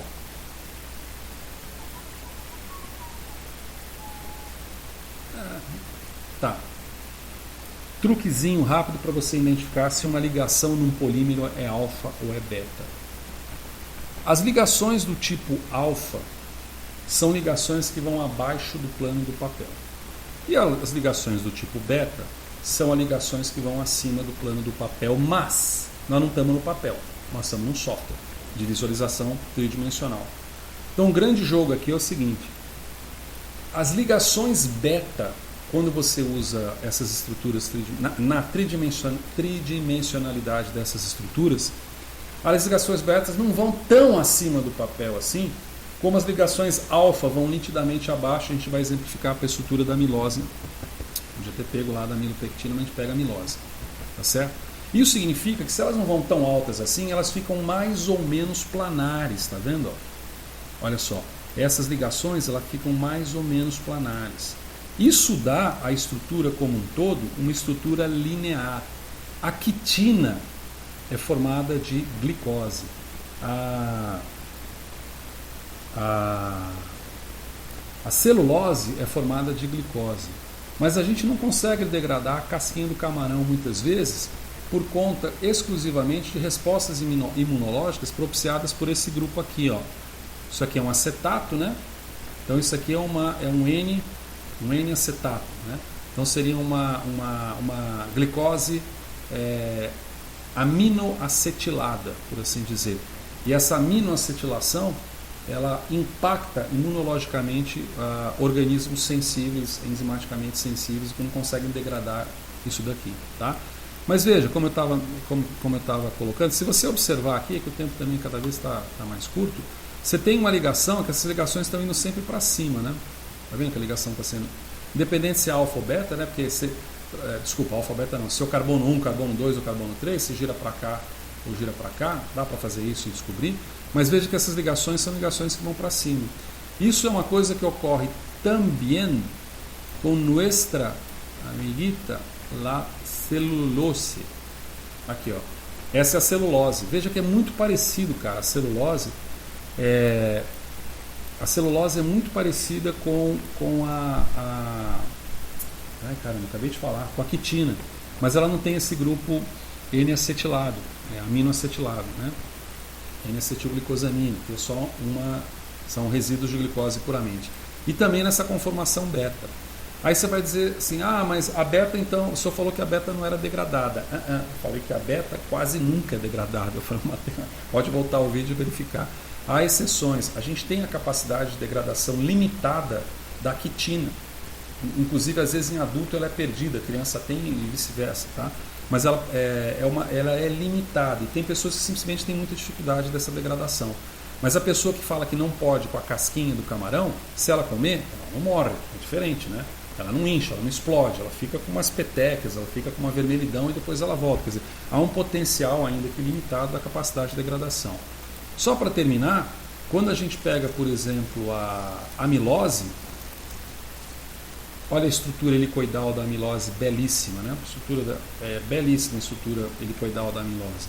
Se a gente for observar a ligação química que gera uma para outra, não importa se é alfa, beta, mas você vê que essas ligações, elas estão projetando, o carboidrato está num plano aqui, ó, de repente o carboidrato está num outro plano aqui, de repente o carboidrato está num outro plano aqui, de repente o carboidrato... Tá vendo? Então quando você faz essa ligação alfa para baixo, você vai torcendo a estrutura da molécula, vai gerando torções estruturais que confinam ela a uma conformação helicoidal.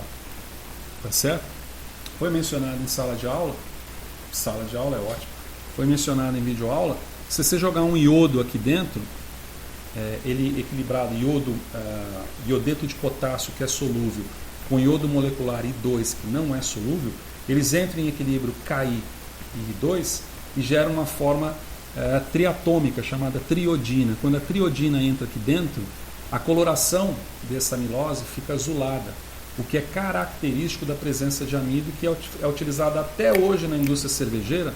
O sujeito compra tintura de iodo na farmácia, dá 2 pinguinhos num tubo contendo a amostra do mosto cervejeiro.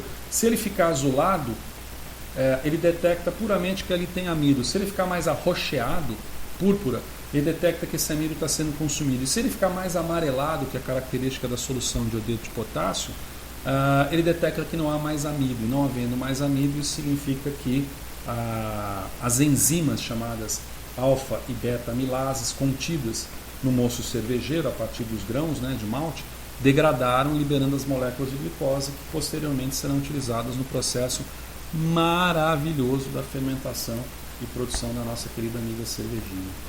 Ok? Bom, 14h59 aqui, tem mais coisas para falar, mas eu sinto que às vezes eu posso ficar falando aqui sozinho, né? Então, acho que eu já tinha salvo isso aqui, não tinha? Acho que eu já tinha salvo isso aqui. Ele vai falar que salvou. Salva de novo por garantia, né? Eu vou... Salva. Beleza, falou para não salvar. Então vaza, porque senão vai dar pau. Muito bem. Professor, esta aula está sendo gravada? às 14h14, agora são 14h59. Então, esta aula está sendo gravada pelo meu computador, que deve ter gerado uns 500 megabytes, meio giga aí de informação, e gravada pelo próprio sistema do Google Meet, que foi adquirido pela universidade, que faz isso automático. Eu nem tenho acesso, não tem nenhum botão aqui para eu falar que gravar ou não gravar. Talvez haja uma configuração em algum lugar que a gravação é automática. Aí ele me manda um link para eu acessar a gravação em MP4 no Google Drive. Aí eu pego essa gravação em MP4, jogo ela no YouTube e ela se transforma, se não me engano, em FLV, acho que é isso do YouTube. Ela fica um pouco menorzinha. Aí do YouTube eu pego o link e papum, jogo ele no Moodle para vocês, tá bom? Finalizando, atividade de carboidratos está disponível para vocês no Moodle, não está disponível no Classroom. E até que o Classroom melhore ou eu perceba, isso pode demorar 2 horas ou 2 anos, que esse Classroom tá legal para a gente poder trabalhar sem limitações de tipos de atividade, de acessos, etc. e tal, a gente pode até adotar, mas por hora eu vou manter no Moodle, tá? Porque o Moodle ainda é bastante superior para vários aspectos. Tá bem? Tá joia. Então, gente, vão em paz. Vou colocar assim, vão em paz, tá bom? E aí a gente se vê aí na próxima videoconferência, terça-feira que vem provavelmente. Agradeço. Quem tiver alguma dúvida em relação a qualquer outra coisa, quiser mandar um e-mail, plataforma Moodle, estamos ali, tá bom? Felicidades para todos vocês, então. Valeu, obrigado Vinícius, obrigado Guilherme. Agora é legal que agora todo mundo agradece. Êêê, teve aula. Tá. Eu vou encerrar aqui a gravação, vocês devem estar vendo.